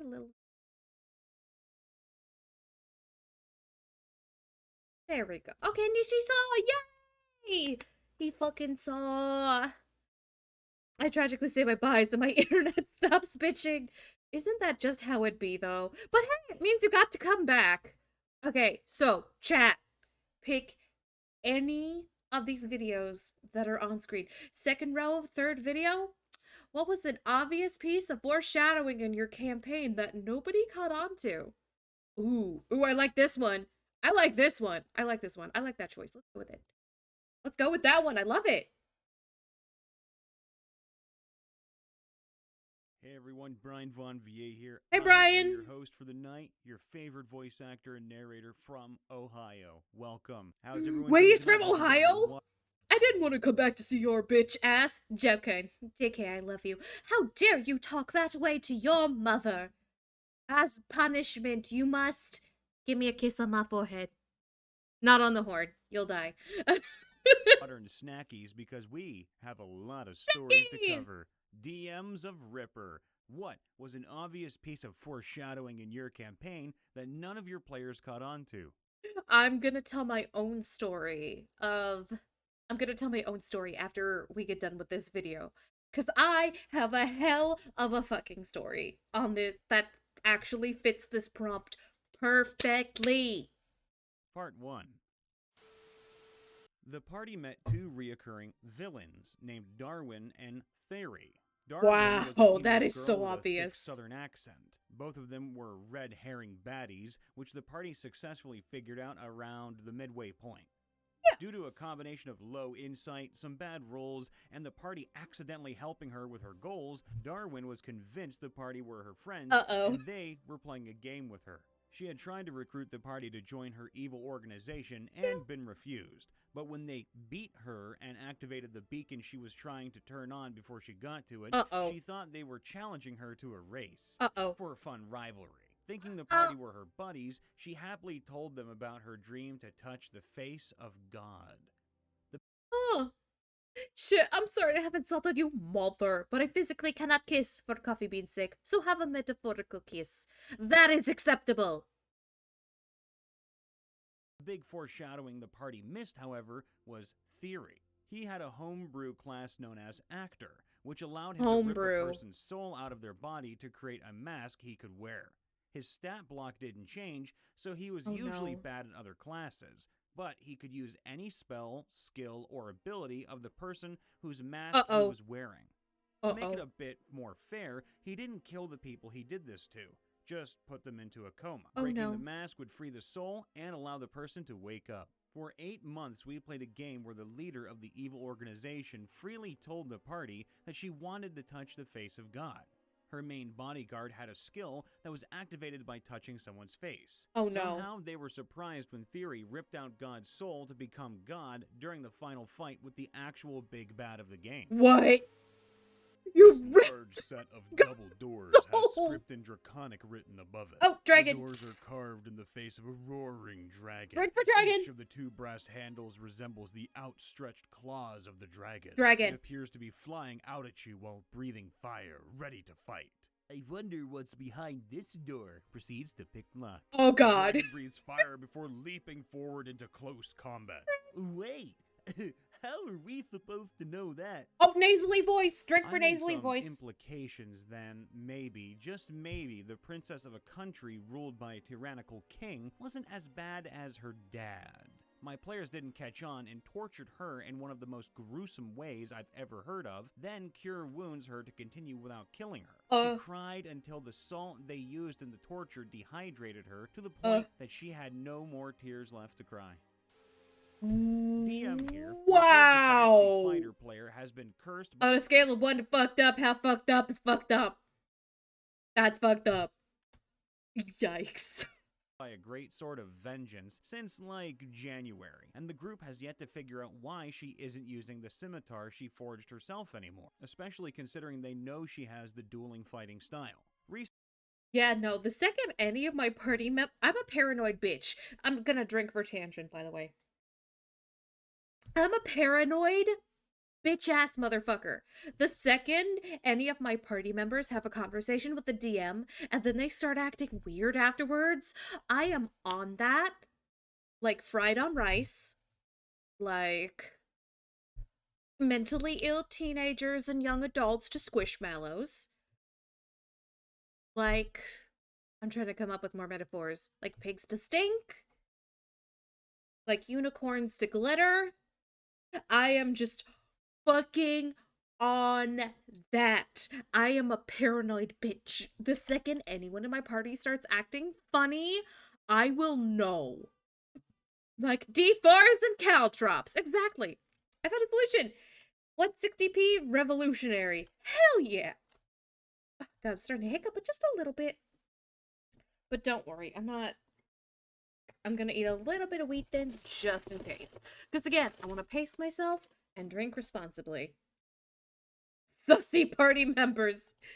God, there's a reason I make a great teammate in fucking any deduction game. Because I'm just a paranoid motherfucker and I notice when people start acting funny. I'm not saying I'll stream Among Us considering, racial slurs. But, I know things. I see things. I'm a paranoid motherfucker. Recently, they approached an auntie hag Okay. who stated, I didn't invite the 7 of you here, but you're welcome to play a game while you're present. The group, minus the fighter, was baffled by this statement. There are 5 party members, and the Hexblade Sorlock has a talking whip, but they just do not know who the 7th person Oh, is. God. Instead of trying to figure it out, they decide she's lying to get in their head, and now they're gonna attack her. Oh, Next session will be a God. cra- No. These people are too trusting. These sweet baby angels. These absolutely innocent motherfuckers. Hydrate. Hydrate. Hydrate with water. Among Us with friends. No slurs. You're right. Trusting? I mean, trusting of their own party, considering one of their party members is literally possessed and they've ignored all of the obvious hints that would hint at her being fucking possessed. It's like, motherfucker. The second she said 7th person and I knew about the talking whip, combined with everybody else, with all the other sus behavior the one person has been done, I would be like, guys, I'm not fucking kidding. I'm not fucking kidding. We got shit to do. I'm a paranoid motherfucker. It comes in handy during D&D. train wreck. TLDR, 80% of my players are super slow on the uptake, Yeah. and the fighter is probably cursed forever. Not the DM yet, but I've been hinting at it for when they allow me to DM. Tiana, the half-elf cleric, who is an absolute daddy's girl. Aw. So pure of heart and loving. She has devoted her life to an elvish deity. She has dark brown hair and bright blue eyes, fair skin with a freckly face. Okay. She knows a surprising amount of metals for an elf, or half-elf. And her brother, D, a half-elf paladin, who, while he is still lawful good, doesn't give many fucks beyond that. Relaxed and laid back, similar to his mother. His hair is more silvery than dark, but he too has Okay. those bright blue eyes. I've drawn their pictures and talked about them a little here and there. My friends have yet to find out that they're the children of my current blacksmith PC and her paladin sweetheart. Edit. Oh yeah, and she was named after the Eladrin deity Tatiana, whom her mother prays to, and he was named after another current PC who became a father figure to my character's sweetheart. That one I'll give the party, because I probably wouldn't pick up on that either, to be perfectly frank.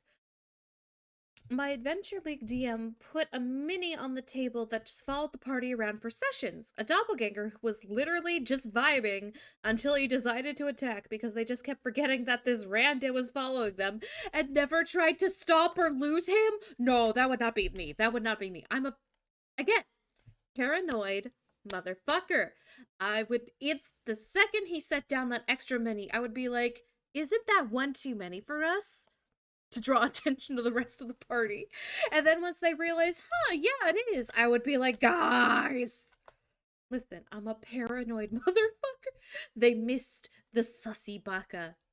They really fucking did. I swear they have to have caught things, but so far no one has made a peep about it. Okay. The game is entirely homebrew, so I have been slowly introducing things via story with a collection of mentor characters. The primary one is a dragon, and not from this world. Dragon! So he's commonly using the wrong words for things. He is far more combat capable for someone who just got their magic recently. In spite of most people fearing traveling, he covered most of North America in a month and found out lots of information about the state of the world. Finally, he had taken a shotgun blast to the face and not moved an inch. Okay, if the latter thing happened and you're not like, wow, why are you so resilient? That's not the party for being too fucking trusting. Again, I once had a Kitsune PC who showed up disguised as a second PC. The GM read out the lists of people who were in the party, reading one guy's name twice. Nobody noticed. God, especially if I was that player, I would be like, GM, you said my name twice. Like, I get my PCs, like, nice, but are you okay? You a little drunk, buddy? Again, I'm a paranoid motherfucker. I pick up on these things. Someone should have been interrogating him about what he is by now. Wait, D&D has shotguns in America? No, it sounds like more unfortunate homebrew. Oh, hydrate. Gonna take a big sip of water.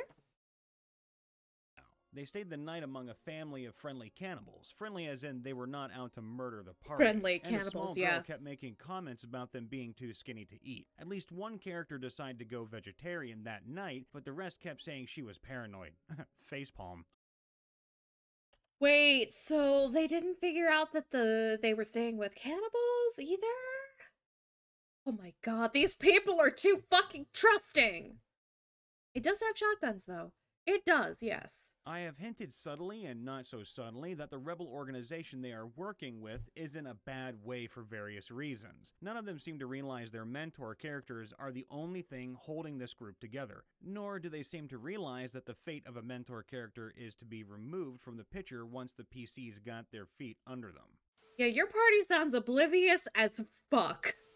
Not the DM, but worked with the DM to pull this off. Okay. Unfortunately, the campaign ended before we made it to the payoff point. Aw, I that's was playing sad. a life domain cleric named Torxina. Back in 2019, I came up with a plan with the DM to have Torxina leave the party for a while and play a different character in her stead. Okay. During her absence, Another the party would hydrate, start thank to you. hear I'll take another stories sip about of a water. masked vigilante known as the White Rose, who traveled all over the land doing good deeds and taking out bad people, and every time she left behind a white rose with a note that said, "May the White Rose forever remind you to help others in need, as you have had done to you this day." The legend of the White Rose grew to the point where people were praying for the White Rose to show up and help them. At the Okay. end of a specific arc in the campaign, the party was going to encounter the White Rose just as she finished killing an enemy the party had been sent to kill. At that point, she was going to be standing facing away from the party, then turn her head to look over her shoulder, and I was going to speak in Torxina's voice and say, "It's about time. I've been waiting for you to catch up to me." Up to the point where we ended the campaign, none of the players had the slightest clue that the White Rose was Torxina. Unfortunately, they'll never know that Aw. now, unless they read this. Aw, sad face. I said the name of the big bad evil guy in the very first session of the campaign in the form of a cultist chanting, and none of them picked up on it, and at this point, a year later, none of them remember and still haven't figured out who the real big bad evil guy is. Forehead! Okay, not a DM, but Some people just aren't paranoid enough. a player. So there was this suspicious wizard who Wizard was is Dusty Bucket. Spoiler alert, he turns out to be Asmodeus' right-hand man. Asmodeus Oh. then removes our souls from our bodies. The wizard made us look dumb by saying he had a tattoo of Asmodeus' symbol on his neck. If you're too paranoid, you never get anything done. Unless it's D&D.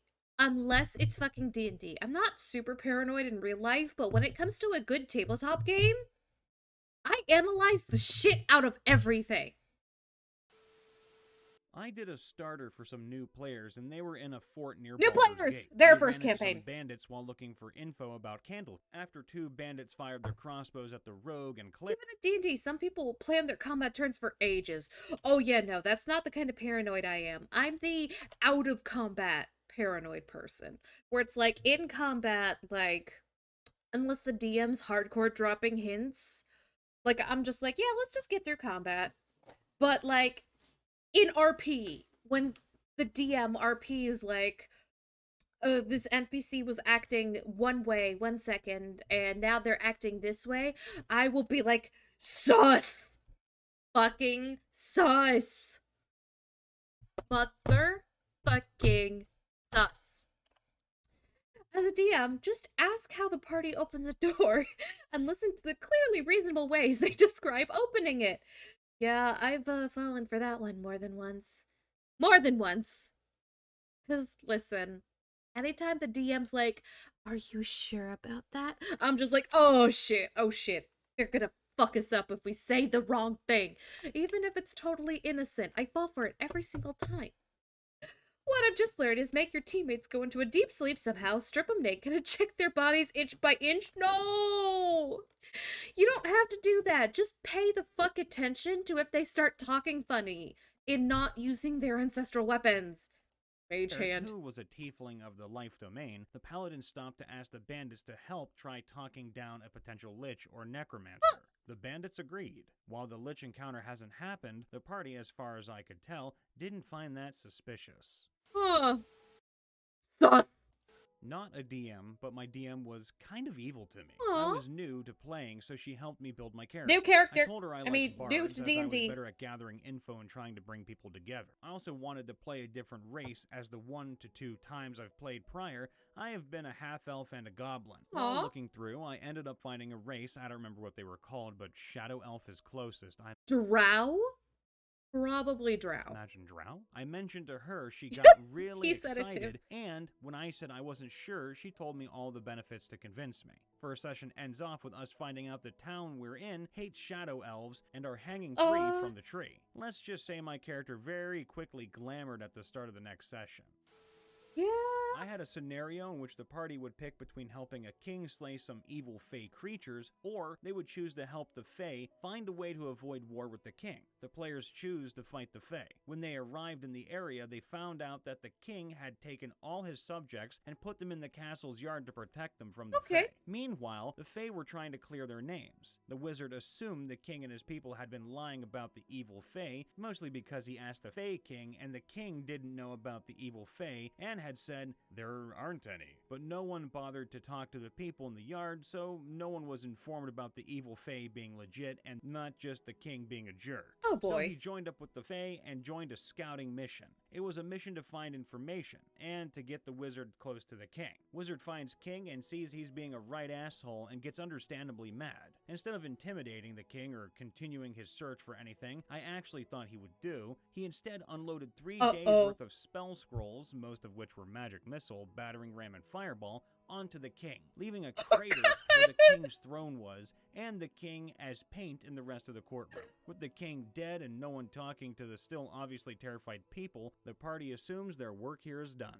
Sometime later, the party are in the area again and find the castle completely empty. Fae King doesn't know why and doesn't really care, and neither do the players. Even later in the story, the party sends some paladins they rescued to the Fae area for protection. Come time to meet up with the paladins, and instead of meeting with the Fae King, they meet Enigma, a chaotic evil satyr who is the leader of a rebellious group of Fae.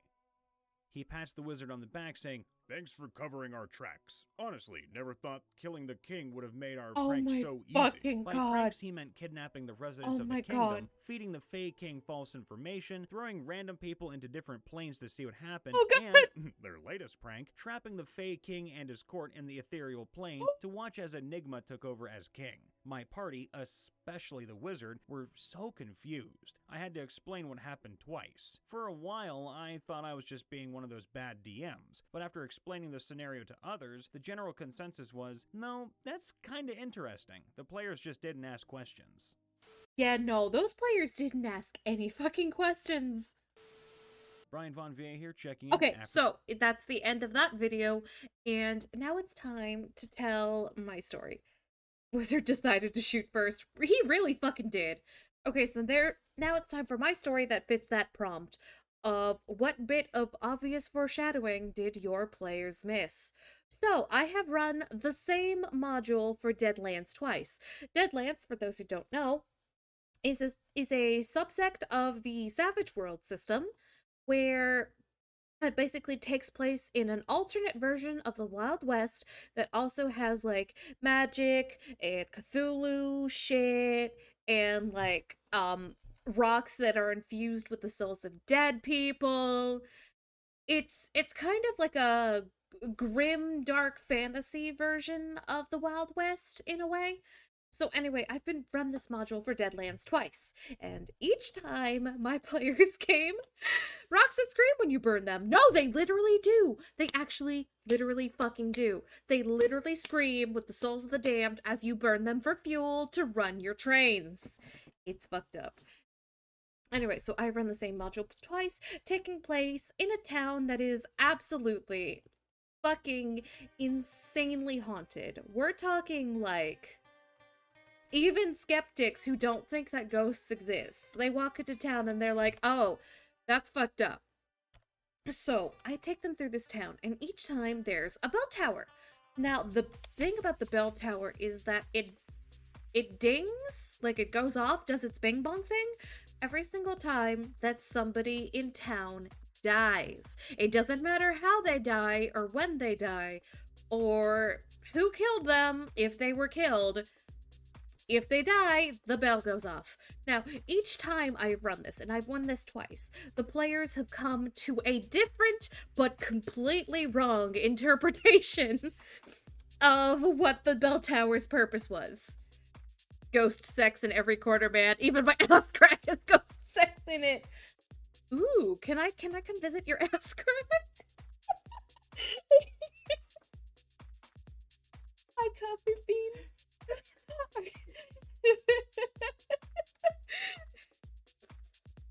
Peg. Did you mean to say Pog or did you mean to say Peg? Because it's like, listen, they call me Mother. It would be weird if I pegged them. Both. Anyway, so each time my players came to the wrong conclusion about the bell tower's purpose and what it did and why it did what it did.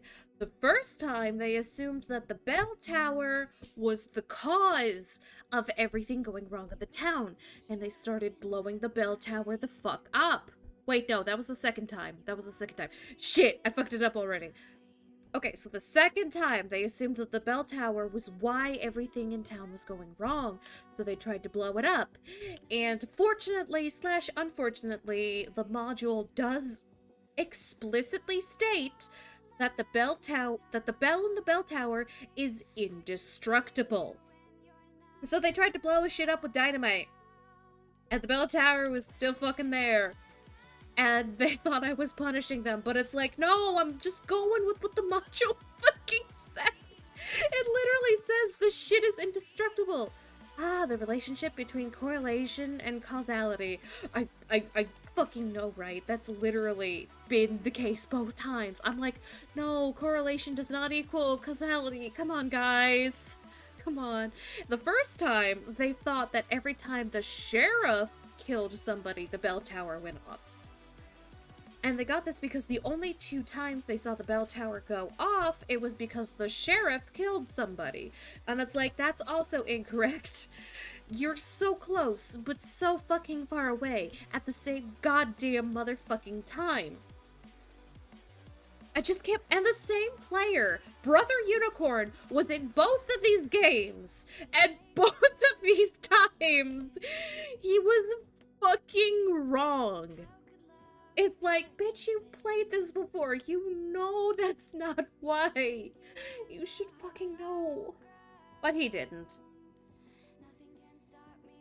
Gonna take a sip just for that, but don't worry, I am heavily watering down my drinks now. Alright, I'm gonna pick the next video. F. Yeah, no, that... God, the second time I ran that campaign. Oh, hydrate. Gonna take a sip of water. Thank you very much, Piss God. Let's do this one. What's your funniest DM.exe has crashed moment? Fuck. Choking on water. All the booze I drank and it's fucking water I choke on? Really? Couldn't they have made the bell tower grow legs and jumped into a multi-dimensional hole or something? IDK, I haven't played. No, that is not something that the players can do. Benchiance. Oh god, why did you have to remind me about fucking benchiance? For those who don't know, that's a portmanteau of bench and sentience, because the players decided that in this universe, all benches were sentient, without the dungeon mayor's consent. And I was the dungeon master. Just had like a message of blood form on the bell tower. LOL! That's actually a really funny idea, and I wish I'd thought of that. Because I was a very inexperienced DM at the time. They can't, but you sure as hell can. Hell yeah. I mean, I can have them the bell tower do whatever the fuck I want. The Dread Gazebo! I fucking love the Dread Gazebo story. I'm considering getting some, like, Dread Gazebo earrings. Like, the gazebo with a little angry face and some claws. I think that'd be fucking cute. Anyway, what's your funniest DM.exe has crashed moment? All right, friendos, prepare the 3-finger We got the salute other reader action, this because time. Today we're asking the internet's What is your funniest dungeonmaster.exe has crashed moment? Hell Part fucking 1. yeah! I'm Dave Makes Noises. Let's jump Here right comes the into it. general, ladies and gentlemen. Now's probably a good time to announce that we are doing a Fatty Boom Batty dice giveaway with our friends over at Easy Roller Dice Company. Okay, Rip I'm asked me to gonna handpick- skip over this just because.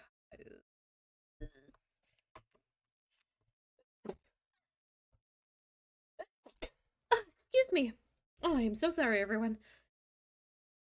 Someone alert VTuber sneezes. Rosemary, could I share a 9-second video that is extremely cool? Is it relevant to tonight's session? Is it about D&D in any way, shape, or form? I'll accept it if it's, like, relevant to D&D in any way, shape, or form. Like, even only tangentially. Otherwise, I'm going to have to politely decline, sorry, and, ask that you put it in the memes channel on the Discord. I can't think of anything specific, but I'm certain I've had minor crashes several times due to Elon declaring that she wanted to fuck something. Yeah, that sounds fair. My party's 5-int mug tricked an ogre with an eye patch of intellect into putting on a vest of metal axe heads on his chest as a fashion thing, and my druid proceeded to cook him alive mid-fight with heat metal of all spells to change the boss fight. Holy fucking shit. I'm not sure. Wow. I don't know what to say to that on his bare chest. Oh my god. That's impressive, but also weird. Is it everything related to DD? JKA? No, it isn't. Yeah, just put it in the memes channel on the Discord and I will see it later. Because I'm trying to keep this stream related to DMD. Don't worry. I still love you. Kiss you on your forehead. Anyway, on with the stories!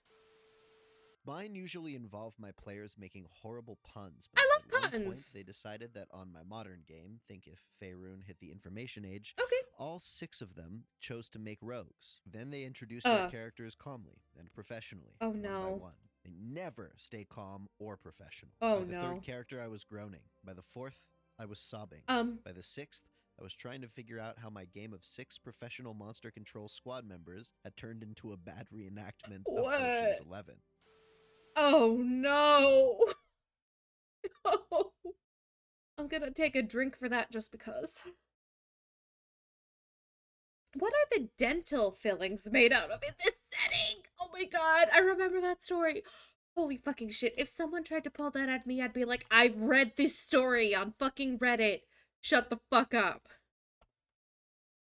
Little backstory, the party had just defeated an optional boss to acquire a special halberd with ice magic for the paladin. Turns out it's the sister to the barbarian's great axe, another magical weapon, and they have a bro moment where they toast with their blade and power sparked between them and sent them both flying. When fighting a terrifying boss that almost killed them, the barbarian told the paladin to hand him his halberd. Cue the barbarian thrusting with both weapons into the monster's jaw and touching them together, and looked to the DM, me. I told them I had to take a moment from the surprise of their ingenuity before rolling a fireball's worth of damage if the barbarian made a strength save with disadvantage. He got an unnatural 20 and a 19. I said fine. Power begins to build and you can feel the blast tearing at your muscles as the shockwave throws you back and blows the monster's jaw clean off. Holy shit! Oh, I got a drink for the piss god! There we go.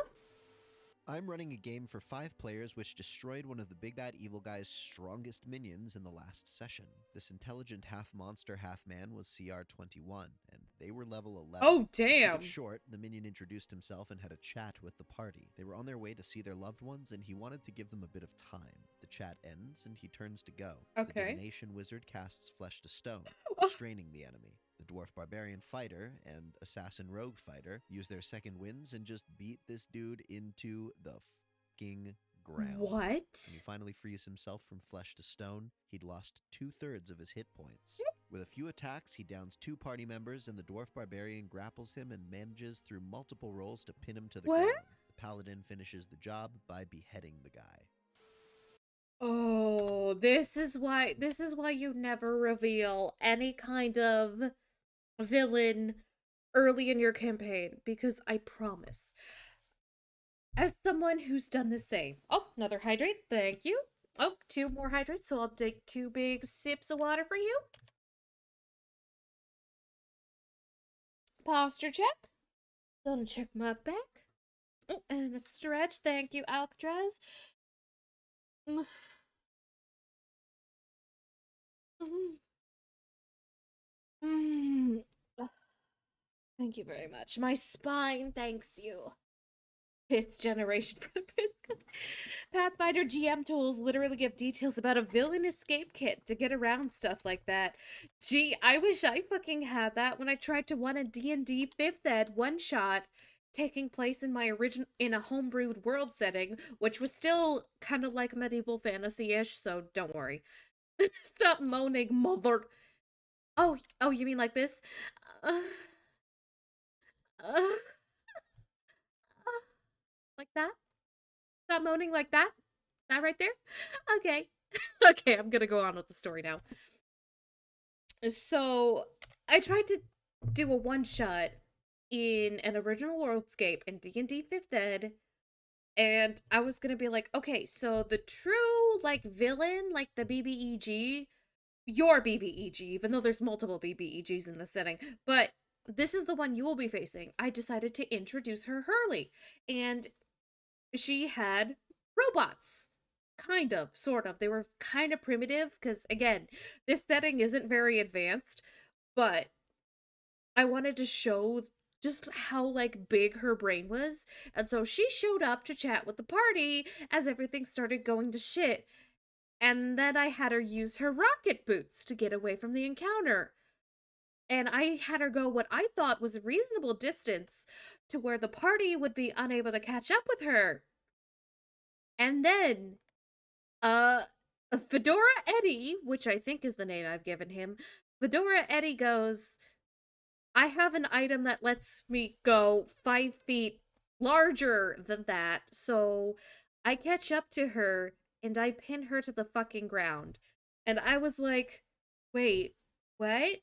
Because, like, she was supposed to get away, and they were supposed to go through the rest of the city and run into several other villains and NPCs and events.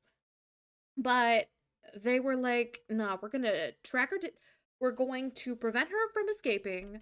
We're gonna pin her to the ground, and then we're going to drag her back inside, ignoring all the events of the campaign. Thus driving my one-shot's playtime down by literally 3 hours. 3 hours worth of content fucking skipped. And just stay inside and torture her.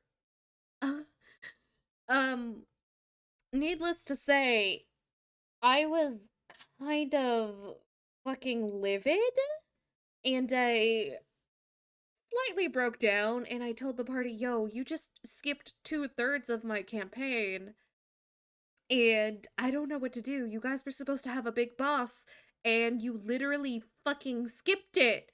Please tell me it was normal torture. I forget. I forget what kind of torture it was, but they did take her to a sex dungeon that one of the PCs had. Now, that's not the weird part. Everyone in this homebrew setting, in this particular city, has a sex dungeon. That's more normal than having a cup of coffee in the morning in this setting. You know, you have a cup of coffee, you have a quick jaunt in your sex dungeon, and then you go about your day. Just to show how debaucherous this city was. I promise. I promise it was from a narrative standpoint. Because they're creeps. Yeah, you are not whistling Dixie, considering one of them was a Fedora Eddie, and then another one was Brother Unicorn, who has been guilty of some crimes. And I remember Lethal was there. I remember another friend of mine was there, who I'm just gonna call him T. He's Mr. T. Infi.exe stopped working. Maybe .exe also stopped working. Sodom and Gomorrah level shit. Yeah, I wanted to show that this city was just really corrupt. Just really just a fucking piece of shit. And then they skipped like 2/3 of my campaign. And so Lethal stepped up and he's like, well, I'm an abomination against nature, right? What if I go fucking crazy and the party fights me and I'm the final boss fight? And I was just like, oh, okay, fuck it. You know what? I'm desperate enough. Fuck it. We'll do it. We're doing it live.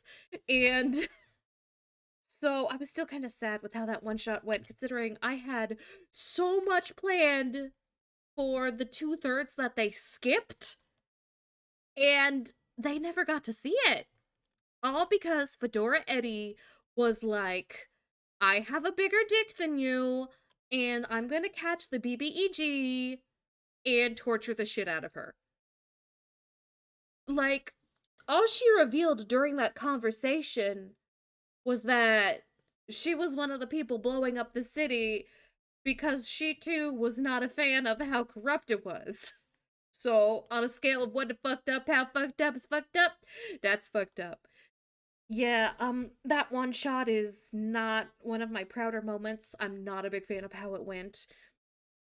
Like, the beginning was okay, and then once that happened, the entire campaign broke down. It almost broke down several times beforehand because of other actions from Fedora Eddie, which is another reason why I'm so glad I'm not playing with him anymore. I don't miss that guy. I don't miss him at fucking all.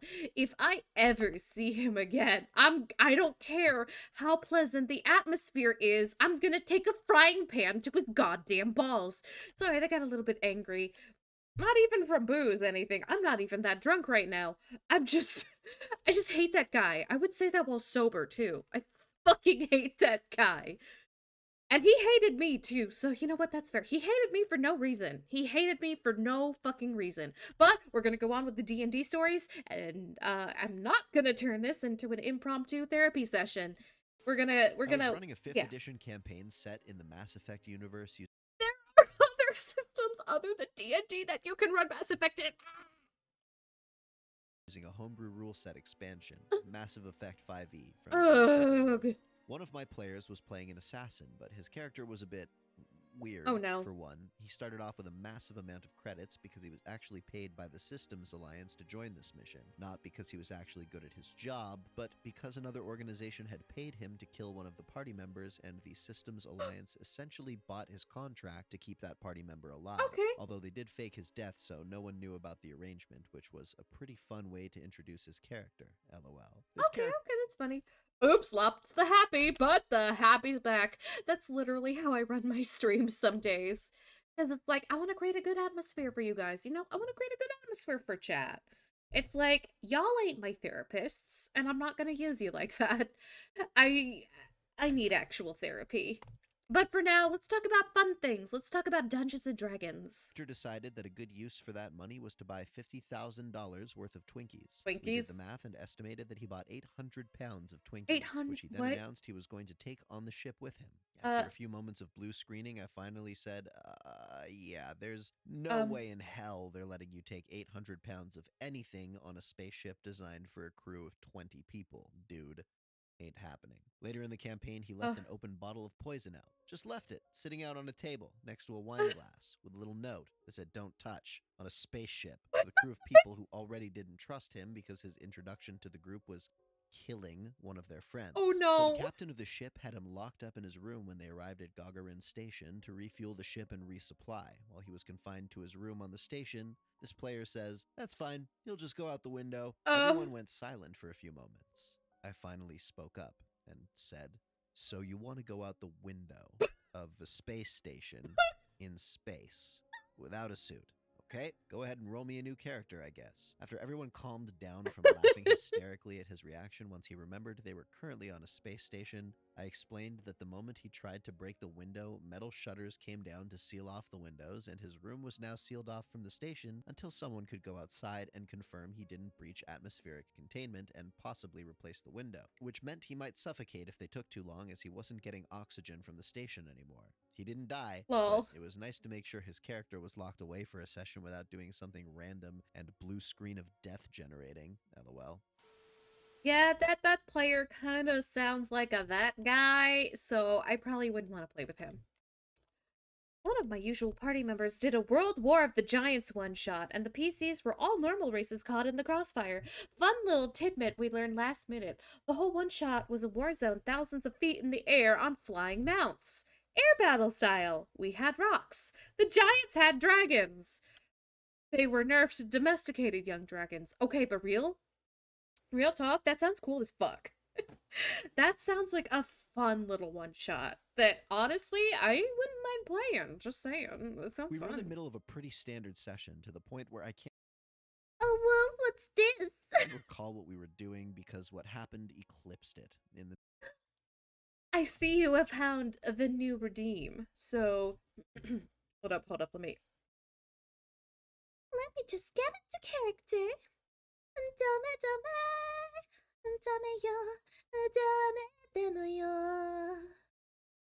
I don't know these words, but that's okay. Ah, Mario! I don't know what the fuck I'm doing. Wait, let me.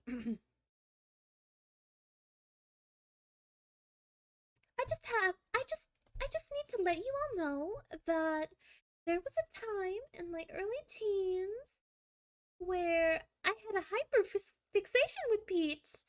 And so I learned how to imitate her voice, and now I use that exclusively for evil. Did you take the Switch Games redeem now? Oh no, I didn't. I just made it cheaper. It used to be 4,000 points, and now it's like 2,000 or 1,000. I literally made it cheaper. Because, listen, sometimes I'm like, hey, I want to play League of Legends, even though that's a bad idea, and I need someone to talk me down.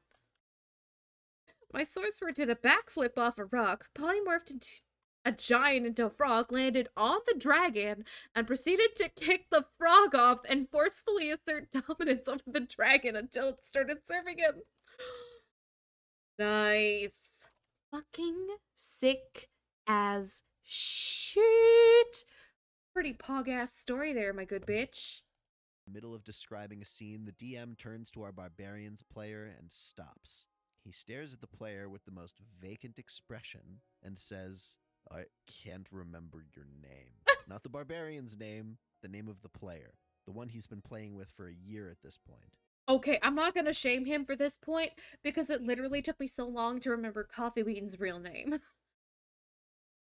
I'm bad with names, and other people are bad with names, and I ain't gonna shame the DM for that. Also, Mimicutie redeemed Mama's Praise. I had Peace God redeemed Hydrate. Whichever is easier for you. Okay, let me see. Let me think. What's easier for me at this point? Okay, so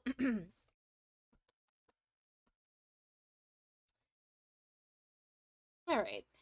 Mimicutie, I know you've been wanting a sense of belonging of sorts, of having people who see you not as a nuisance, but as someone beneficial to have around, somebody that sparks joy in others and makes people happy by your presence, not because of you faking it, because nobody wants to fake it, but for you being you. You want people who see you for you and see that as a good thing. And honestly, I've really enjoyed your presence in my chat.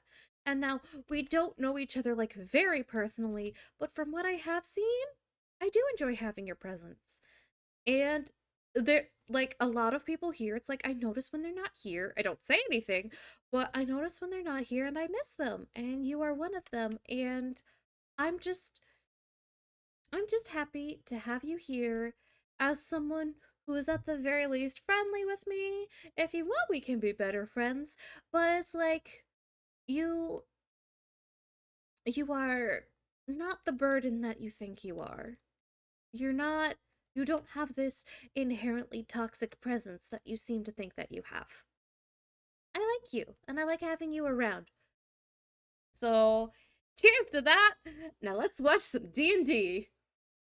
He's in the first stage of a mental breakdown as he stands up, hands on head, failing to come up with his friend's name. I've been in there.